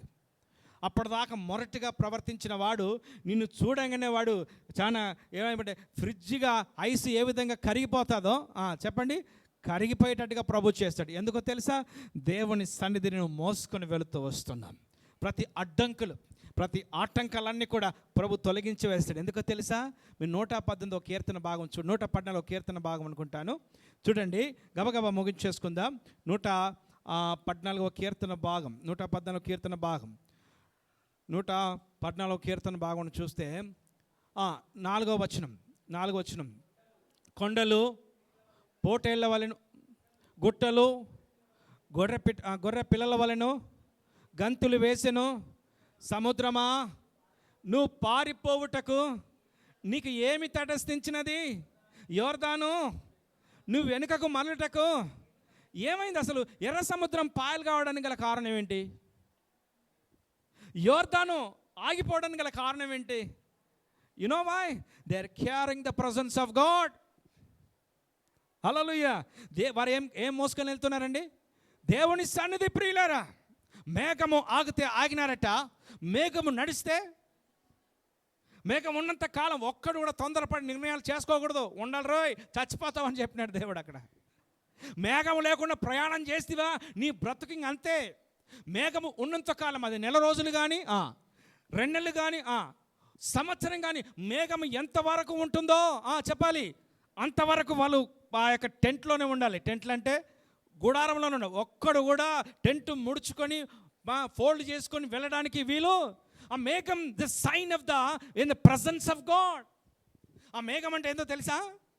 మనం మేఘం చూడగానే మనమేం అనుకుంటాం చెప్పండి? ఇప్పుడు మేఘాలు చూస్తే వచ్చేస్తుందండి, తడిసిపోతామండి. ఏమంటారండి? వర్షం వచ్చేస్తుందండి బాబా, బయట ఉన్న బట్టలు ఏం చేయండి, లోపల తీసుకురండి. మీరు చెప్పకండి, మీరు చెప్పిన పాటు మీరు చేయరేంటండి అంటారు కదండి. అప్పుడు మేఘము వర్షానికి సూచన కాదు. దేనికి సూచన చెప్పాలి అందరూ కూడా? దేవుని సన్నిధి, ఆ ప్రసన్నతకు సూచన, ఆ మహిమకు సూచన. దేవుడి ఆ మేఘములో నుండి ఆయన నడుస్తూ ఉన్నాడట. నడుస్తూ ఉన్నప్పుడు వీళ్ళందరూ కూడా ఆ మేఘమును చూసుకుంటూ నడవాలి. అంటే దేవుని చూసుకుంటూ నడవాలి. Praise the lord. ప్రియ దేవుని యొక్క బిడ్డలారా, మన జీవితంలో కూడా ఆయన సన్నిధి ఎల్లకాలము ఉండి నడిపిస్తూ ఉంటాడు. ఏ విధంగా నడిపిస్తే ఆ విధంగా మనం వెళ్ళాలి. ఎందుకంటే ఆ మేఘమే మనల్ని నడిపించేదిగా దేవుని సన్నిధిగా ఉన్నది. ఒకసారి మనం గమనించుదాం. వరదిల్లే బిడ్డలముగా ఉండాలి. ఎప్పుడు వరదిల్లుతావు నువ్వు చెప్పండి? మందిర సహవాసాన్ని కలిగి ఉండాలి. అబ్సల్యూట్లీ మందిర సహవాసాన్ని కలిగి ఉండాలి. దేవునితో మంచి సంబంధం కలిగి ఉండాలి. బలము కలిగి పెనవేసుకున్న అనుబంధం కలిగి ఉన్న వారుగా ఉండాలి. అర్థమైందండి? ఎలా ఉండాలి చెప్పండి?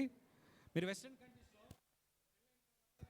పిల్లల్ని ఏం చేయరండి?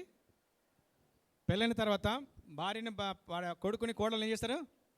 They go different state, or ఒక్కొక్క స్టేట్కి టైం డిఫరెన్స్ ఉంటుంది. మళ్ళీ ఇప్పుడు మనకి ఇక్కడ ఎంత అవుతుంది టైం? ఇప్పుడు 12:59. చూడకూడదని చూశారు మీరు. ఓకే, ఇప్పుడు ఇంకొక స్టేట్కి వెళ్తే వాళ్ళకి ఆ స్టేట్కి ఈ స్టేట్కి 2 గంటలు తేడా ఉంటుంది. అంత దూరంలో ఉంటారు. వీళ్ళు ఎప్పుడు కలుసుకుంటారు తెలుసా? వీకెండ్స్లో కలుసుకుంటారు. అంటే సాటర్డే, సండే. ఓన్లీ వీకెండ్స్ కలుసుకునేది వాళ్ళు, మనం కాదు. ప్రతిరోజు దేవుని సన్నిధిలో కలుసుకోవాలి మనం. వీకెండ్స్లో కలుసుకున్నట్టుగా చూస్తాంలే ఆదివారం పోతాంలే అన్నట్టుగా ఉండకూడదు.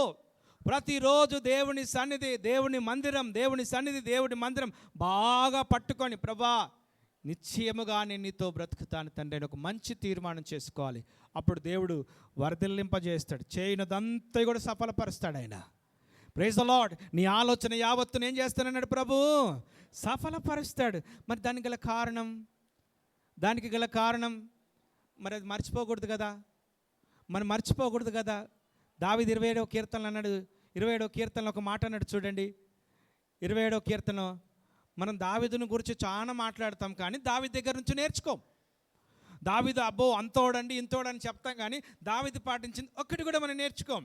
మరి చూడండి, యెహోవా యొద్ద ఒక వరమును అడిగితేనే దానిని నేను వెతుకుచున్నాను. యెహోవా ప్రసన్నతను చూచుటకు, ఆయన ఆలయంలో ధ్యానించుటకు నా జీవిత కాలమంతయు యెహోవా మందిరములో నివసింపగోరుచున్నాను. అంటే గట్టిగా ఆమెను చెబుదాం. ఎన్నుకున్నా ముందటున్న అందరూ కూడా, ముందటున్న చేతులు లేవట్లేమమ్మా, లేపండి, గట్టిగా స్తోత్రం చెబుదాం. ఆమెన్. ఎందుకు ఆమెన్ చెప్తామంటే, అవునుగాక మన జీవితాల్లో అది కూడా నెరవేర్చబడునుగాక. జరిగించబడునుగాక. దావీదు ఒక ప్రార్థన చేశాడంట. ఏమని ప్రార్థన? ప్రభువా నేను ఎప్పుడు కూడా నీ సన్నిధిలో ఉంటాను, అది దయచేయవా, జీవితకాలం అంతా నీ దగ్గర నేను బ్రతుకుతాను. ఎందుకు అడిగినాడు ఆ మాట? వింటున్నారా నాన్న? మీకు అర్థమవుతుందా? మీకు అర్థమవుతుందా? మీకు అర్థమవుతుందా? బెన్సన్ మీకు అర్థమవుతుందా? జోయల్ నీకు అర్థమవుతుందా? నీకు అర్థమవుతుందా? You have to be careful. Everybody should understand. ఓకేనా? అర్థమవుతుంది కదా? అర్థమవుతుంది మీకు అందరికీ కూడా? ఓకే. ఎందుకు అడిగినాడు దావీదు? ఎందుకు అడిగినా ఆ మాట చెప్పండి అమ్మా. దావీదు ఎందుకు అడిగినాడు ఆ మాట? కింద ఆన్సర్ ఇచ్చినాడు చూడండి, 5వ వచనంలో ఇచ్చినాడు ఆన్సర్. ఆపత్కాలమున తన పర్ణశాలలో దాచును అన్నాడు. సామ్స్ తీసినారా మీరు? 27 తీయండి. తీశారు అందరూ? అందరు బైబిల్ ఉన్నవారు అందరు తీయండి.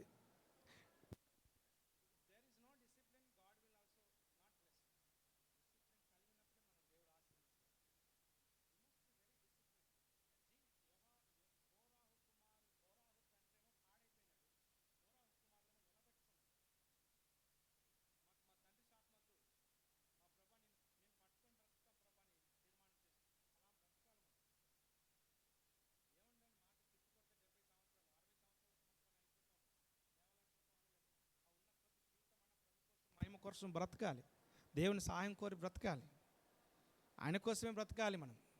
అప్పుడు ఆయన మనల్ని చూసుకుంటాడు, అన్ని చూసుకుంటాడు, మనకు కావాల్సిన అన్ని కూడా చూసుకుంటాడు ప్రభు. ఆయన ఇచ్చేస్తాడు, ప్రతి అవసరత ఇస్తాడు. We must be very discipline. God always bless the people who have a discipline life. మంచి క్రమశిక్షణ కలిగిన జీవితాలను ప్రభు ఆశీర్వదిస్తాడు. అన్ని విషయాలు, ఒక్క విషయం కాదు.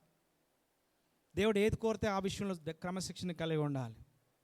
అప్పుడు దేవుడు మనల్ని ఆశీర్వదిస్తాడు. మనం ఎందుకు నష్టాలకు వెళుతున్నామో అని చెప్పడానికి కారణం, మందిర సహవాసాన్ని మనం కలిగి ఉండాలి, మందిరం పట్టుకొని మనం బ్రతకాలి. మందిరంలో ఏముందట? సమృద్ధి ఉంది. మరి మనకెందుకు సమృద్ధి లేదు? మనకెందుకు ఆశీర్వాదం లేదు? మనకెందుకు దీవెన లేదు అంటే ఎక్కడో మనం కోల్పోతున్నాం అన్న మాట లెక్క. మందిరంలో పచ్చదనం ఉందట. మన కుటుంబాలు పచ్చదనం లేవు. ఎందుకు మన కుటుంబాలు ఆశీర్వాదకరంగా లేవు? ఇవన్నీ మనము పరిశీలన చేసుకోవాలి. మందిరానికి రావటం మొదలు పెట్టాలండి. దేవుడు దీవిస్తాడంతే. మందిరానికి ఎక్కడికి రావాలి చెప్పండి? ఆయన సన్నిధిలోనికి రావాలి, అడగాలంతే. నీ సమస్య పరిష్కరించబడుతుంది అక్కడే. Must come to the presence of God. దేవుడు అప్పుడు నేను చూస్తాడు, నీ సమస్యను పరిష్కరిస్తాడు. ఇంకా మందిరంలో వర్ధిల్లడం అనేది కూడా మందిరంలో నుంచి మొదలుపెట్టినాడు ప్రభు. ఎందుకంటే ఎవ్రీ బ్లెస్సింగ్, ప్రతిదీ కూడా ఇండివిజువల్ బ్లెస్సింగ్ వేరు, సంఘము ఆశీర్వాదం వేరు. సంఘమును ప్రతి ఆశీర్వాదం సంఘం ద్వారా పంపిస్తూ ఉంటాడు. Releases the blessing through the church. యేసయ్య ఒక మాట అన్నాడు, పేతురు నువ్వు బండవు, నీ బండ మీద నా సంఘమును కడతను, పాతాళ లోకపు ద్వారాలు సంఘం ఎదుట నిలవలేక పారిపోతాయి అన్నాడు. That is the blessing of the church. ఆశీర్వాదం అది. ఆశీర్వాదం మనం గ్రాప్ చేసుకోవాలి, మనం పొందుకోవాలి. దేవునికి స్తోత్రం కలుగును గాక. ఎందుకు అడిగినాడు దావీదు అని అంటే 2 మాటలు చెప్పి ముగిస్తాను నేను. ఎందుకు అడిగినాడంటే ఆపద వచ్చినప్పుడు దేవుడు నన్ను దాచుకుంటాడు ఆయన. అంతే కదండి. ఉదాహరణకు గ్రద్ద వచ్చేటప్పుడు కోడి ఏం చేస్తుందంటే, నా ప్రాణం పోయినా పర్లేదు, నా పిల్లలు నేను కాపాడుతాను, తన రెక్కల కిందికి చేర్చుకుంటుంది. ఇంకేమంటే తన గుడారపు మాటన దాచును.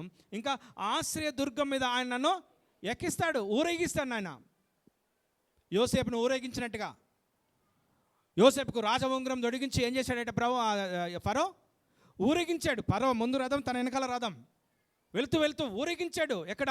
ఐగుప్తు దేశం అంతటా అందరు సలాం కొట్టాలరా. ఎవరికన్నాడు? యోసేపుకి సలాం కొట్టనోడు చెయ్యి ఇంకా అంతే. అందరూ యోసేపు గారు అని నమస్తే పెట్టినారు. అందరూ కూడా అంటే దండాలు పెట్టినారు, నమస్కారాలు పెట్టినారు. ఎందుకు అని అంటే యోసేపు దేవుని సన్నిధి కలిగినటువంటి వాడాయన. దేవునితో అంటుకట్టబడిన వారు. Young people, you must have such a decision in your life. పవిత్రతను కాపాడుకోవాలి. యోసేపు కాపాడుకున్నాడు, యథార్థతను కాపాడుకున్నాడు, దేవునితో అంటుకట్టబడిన వాడుగా ఉన్నాడు. అందుకే దేవుడు మరవక దీవించాడండి. యోసేపే సాదృశ్యం మనకు. Praise the lord.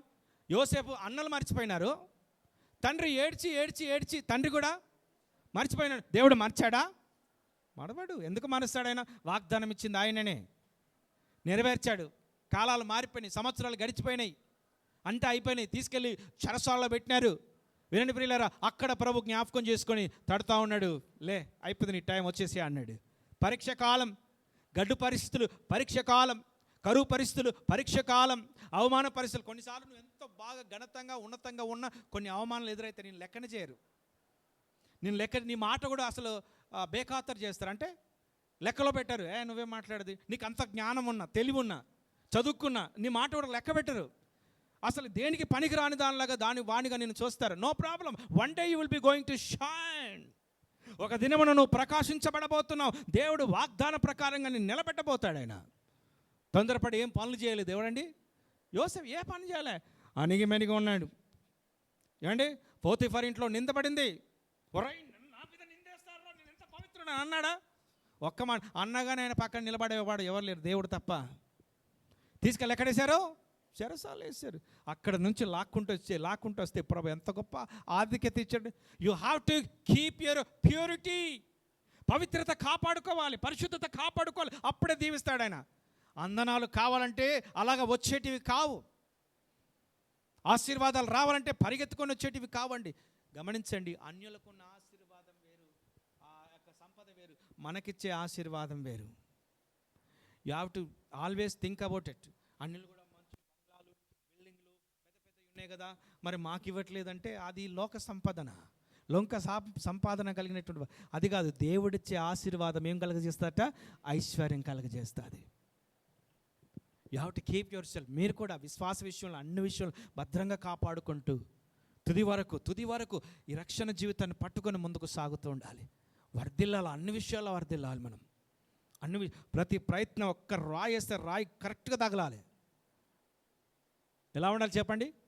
రాయి అంటే అర్థం ఏంటిది? ఒక ప్రయత్నం వేసామనుకో, ప్రయత్నము విఫలం కావద్దు, సక్సెస్. ఏంటంటే దావీదుని చూసి నేర్చుకుందాం. ఎన్ని రాళ్ళు ఏరుకున్నాడు అంటే 5 ఆప్షన్స్. ఈ జాబ్ కానీ, ఆ జాబ్ కానీ, ఆ జాబ్ కానీ. ఏంటి ఎంటెక్ చేసిన వాళ్ళకు, బీటెక్ చేసిన వాళ్ళకైనా ఏమిస్తారు? ఇది ఎంసెట్ రాసిన తర్వాత చూస్ చేసుకుంటారు కదా కాలేజెస్, అలాగా 5 రాళ్ళు చూస్ చేసుకోండి. అక్కడ పేరెట్లో. మీరు చదివేటట్లేరు కదా, ఎక్కడ చూస్ చేసుకోండి అమ్మా? లోయలో చూస్ చేసుకున్నాడు. లోయలో ఏం ఏరుకున్నాడు చెప్పండి? 5 రాళ్ళు ఏరుకున్నాడు. అంటే ఒక్కటే రాయికి చచ్చిపోయినాడు. నీ దెబ్బ ఒకటే ఉండాలి, ఏరుకోవడం మాత్రం ఏరుకో. ఎన్ని ఏరుకుంటావో ఏరుకో, ఎన్ని పెట్టుకుంటావో సేఫ్టీ కోసం పెట్టుకో. Seek jobs, how many you want seek. But ఏదైనా కొడతావా రావాల్సింది కదా, అంతే. నీ వెనకాల పడి కుక్కలాగా అనుకుని రావాల్సిందే. ఎందుకు? The gravity is there in your life. భూమికి ఏముందంట? న్యూట్రనా? అందరం న్యూట్రల్ అవుతుంది కాక. యాపిల్ చెట్టు కింద కూర్చుండి తిన్నటోడు తినకుండా ఒక యాపిల్ ఏం చేసిందట? అదేంటి అనుకొని భూమికి ఏం పెట్టినాడు దేవుడు? భూ ఆకర్షణ. నీలో కూడా గ్రావిటీ పెట్టినాడు దేవుడు. ఆ గ్రావిటీ ఎవరు తెలుసా? నీలో ఉన్నవాడు లోకంలో ఉన్నవాని కంటే గొప్పవాడు. ఆ గొప్పవాణిని నీ హృదయంలో పెట్టుకొని నడిస్తే, అందుకనే ఎక్కడ మనం కీర్తన గ్రంథంలో చదివిన, ఎక్స్ప్లెయిన్ చేయడానికి టైం లేదండి. కీర్తన, సముద్రమా నీకు ఏమీ తటస్థించింది. సునామీ వచ్చినలాగా ఆడిపోయింది. ఓ యోర్దాను ఏమైంది నీకు అంటే, అయ్యి బాబోయ్ వారిలో ఎవరున్నారు? దేవుడు ఉన్నాడు. ఇంకా ఆయన ముందు మేము నిలబడగలుగుతామా? దావీదు కూడా అదే అన్నాడు. ఒరే నువ్వు కత్తి చేత ఈట చేత వస్తున్నావురా, దేవుడు యెహోవా దేవుడు, మేము సేవిస్తున్న దేవుడు, మేము నమ్ముకున్న దేవుడు కత్తి చేతను ఈట చేతను రక్షించేవాడు కాదు. ఈ దండు వారందరూ తెలుసు కదా. ఒరే నేను 5 రాళ్ళు ఏరుకున్నారా, ఒకటే చాలరా అన్నాడు ఆయన. తీసుకొని వచ్చి రారా రారా రారా రారా అంటూనే ఉన్నాడు. గిర్రా గిర్రా గిర్రా తిప్పి కైసే మారా కనిపిస్తున్నారు. చిల్డ్రన్ చెప్పండి, కైసే మారా? గుమా గుమాకే మారా, జోర్సే మారా. ఏమైంది అప్పుడు? ఇక్కడికి వెళ్ళి బోర్ల పక్కన ఏమైపోయిందండి? బోర్ల పక్కన పడిపోయింది. అది మారడం అన్నమాట. మీరు ఏది చేసినా సక్సెస్ఫుల్ కావాలంటే మందిరానికి రా, గడుపు, ప్రభు సన్నిధితో గడుపు. క్రమం తప్పకుండా మందిరపు యొక్క నివాసం ఉంటే దావీదు వల్ల దేవుడిని కార్యం చేస్తాడు. దావీదుకు దేవుడు చేసిన కార్యం మనకు చేస్తాడు. ఎందుకు? నువ్వు ఆయన అంటుకొని ఉన్నావు, ఆయన ఆనుకొని ఉన్నావు. మందిర సహవాసం ఏది చేసినా నిష్ఫలముగా వెళ్ళదు అన్నాడు ఆయన. యెషయా గ్రంథంలో ఏమన్నాడండి? నేను చెప్పిన మాట, నేను చెప్పిన వాగ్దానము నీకు ఇచ్చాను కదా, అది నిష్ఫలముగా నా యొద్దకు రాదు. అవునా ప్రభా? మరి ఏం చేస్తుందనంటే, నేను ఏ ఉద్దేశంతో నీకు వాగ్దానం ఇచ్చానో. 1 జనవరికి ఏం వాగ్దానాలు ఇచ్చాడు మనకి? చూస్తారు ఇప్పుడు, నాకు తెలుసు. 1 జనవరికి మనకి ఏమి ఇచ్చాడండి? ఆ వాగ్దానాలు నేను ఊరికే వేయలే, నా ఉద్దేశంలో నెరవేర్చి నా దగ్గరికి వస్తాయి అన్నాడు ఆయన. Praise the lord. మరి ఎప్పుడు నెరవేరుస్తాయి? మనం సహవాసానికి రావాలి. మంచి సహవాసం, చక్కటి సహవాసం, రెగ్యులర్గా ఫెలోషిప్కి వస్తే and God will bless you. దేవునికి స్తోత్రం. ఇంకోటి 16వ కీర్తన భాగం చూపించి నేను ముగిస్తాను. ఓకేనండి? 16వ అధ్యాయం 16వ కీర్తన ఈ మాట చూపించచ్చా? ముగించేసుకుందామా? No problem. మీరు చూపించమంటే చూపిస్తాను. చూపినా వద్దా? ఓకే, చూపిమన్నారు కాబట్టి 16వ కీర్తన భాగంలో ఒక మాట,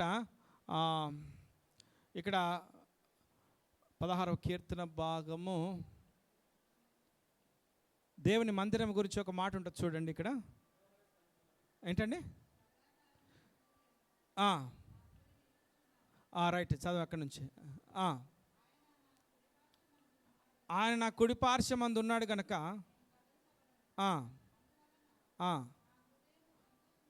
నా హృదయము సంతోషించుచున్నది, నా ఆత్మ హర్షించుచున్నది, నా శరీరము కూడా సురక్షితముగా ఉన్నది. 11వ వచనం కూడా చదవమా? జీవ మార్గమును నీవు నాకు తెలియజేసేదవు, నీ సన్నిధిని సంపూర్ణ, అందరు చెప్పండి, సంపూర్ణ సంతోషము.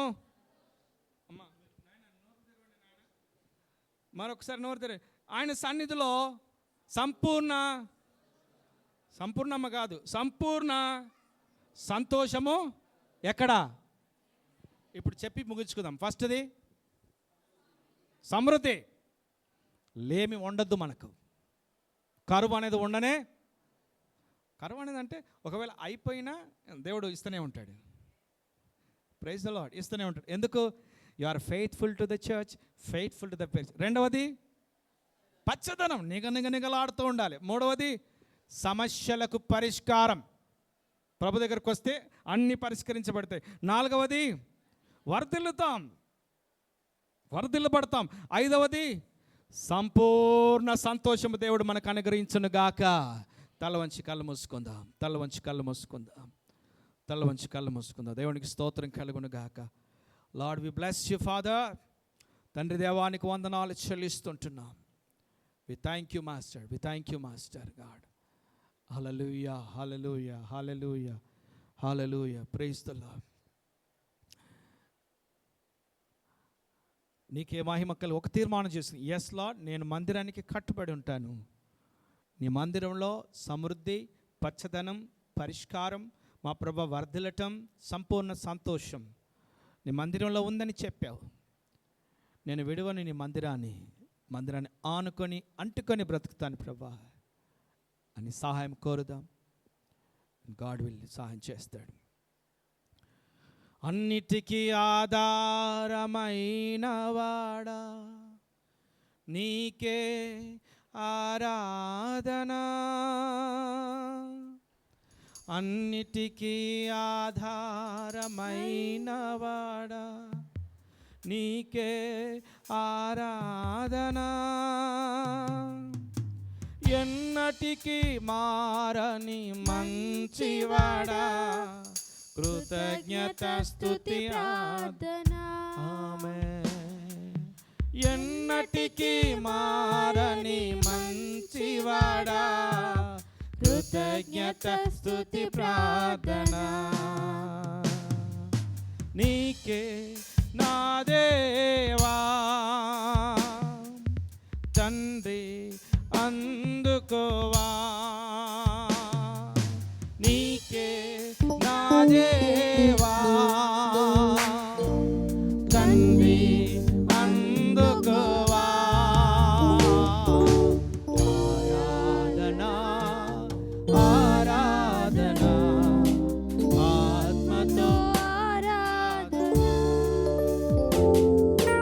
ఆరాధనా కృతజ్ఞత. మంచి తీర్మానం చేసుకుందాం. నీ మందిరానికి నేను రెగ్యులర్గా ఉంటాను ప్రభు అని మరొకసారి ఆరాధనా ఆరాధనా ఆత్మతో ఆరాధనా హల్లెలూయా ఆరాధనా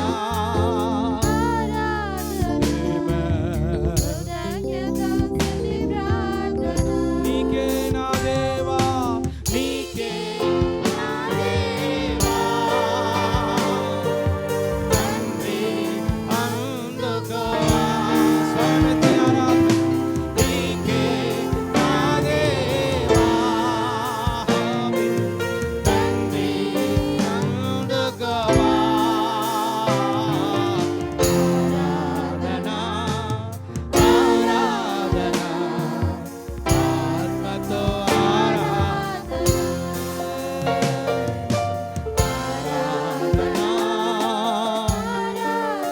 కృతజ్ఞత కృతజ్ఞత స్తుతి నోటను కపటము లేనివాడు, నోటను కపటము లేనివాడు, నీకే నీకే ఆరాధనా. నోటను కపటము లేనివాడా, నీకే నీకే ఆరాధన. మాటతో మహిమలు మాటతో మహిమలు చేయువాడా, కృతజ్ఞత స్తుతి ప్రార్థన హల్లెలూయా. మాటతో మహిమలు చేయువాడా, కృతజ్ఞత స్తుతి ప్రార్థన నీకే నీకే నా దేవా. తండ్రి అందుకోవా, అందరూ కలిసి కట్టుగా నీకే నా దేవా. ఆమేన్. తండ్రి అందుకోవా, ఆరాధనా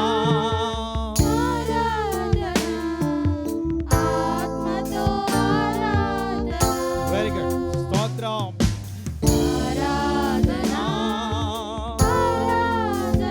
ఆమేన్. కృతజ్ఞత స్తుతి ప్రార్థన. ప్రేమగల తండ్రి, కృపగలిగిన వాడానికి స్తోత్రం. We thank you for this wonderful opportunity to be and to be planted in your presence, O God. నీ సన్నిధానంలో ఉండటము, నాటబడడం అనేటువంటి ధన్యత మాకు ఇచ్చినారు. అనేకమైన ఆశీర్వాదాలు మీ సన్నిధిలోనే మాకు దాచిపెట్టారు ప్రభా. తెలియక దానికి పొందుకోలేకపోయినటువంటి బిడ్డలు చాలామంది ఉన్నారు. ఇక నుండి అలాంటి తప్పులు బిడ్డలు చేయకుండా సహాయం చేయమని వందనాలు చెల్లిస్తూ యేసు నామమున ప్రార్థిస్తున్నాము తండ్రి. ఆమేన్. గట్టిగా ఆమేన్ చెబుదాం. హల్లెలూయా.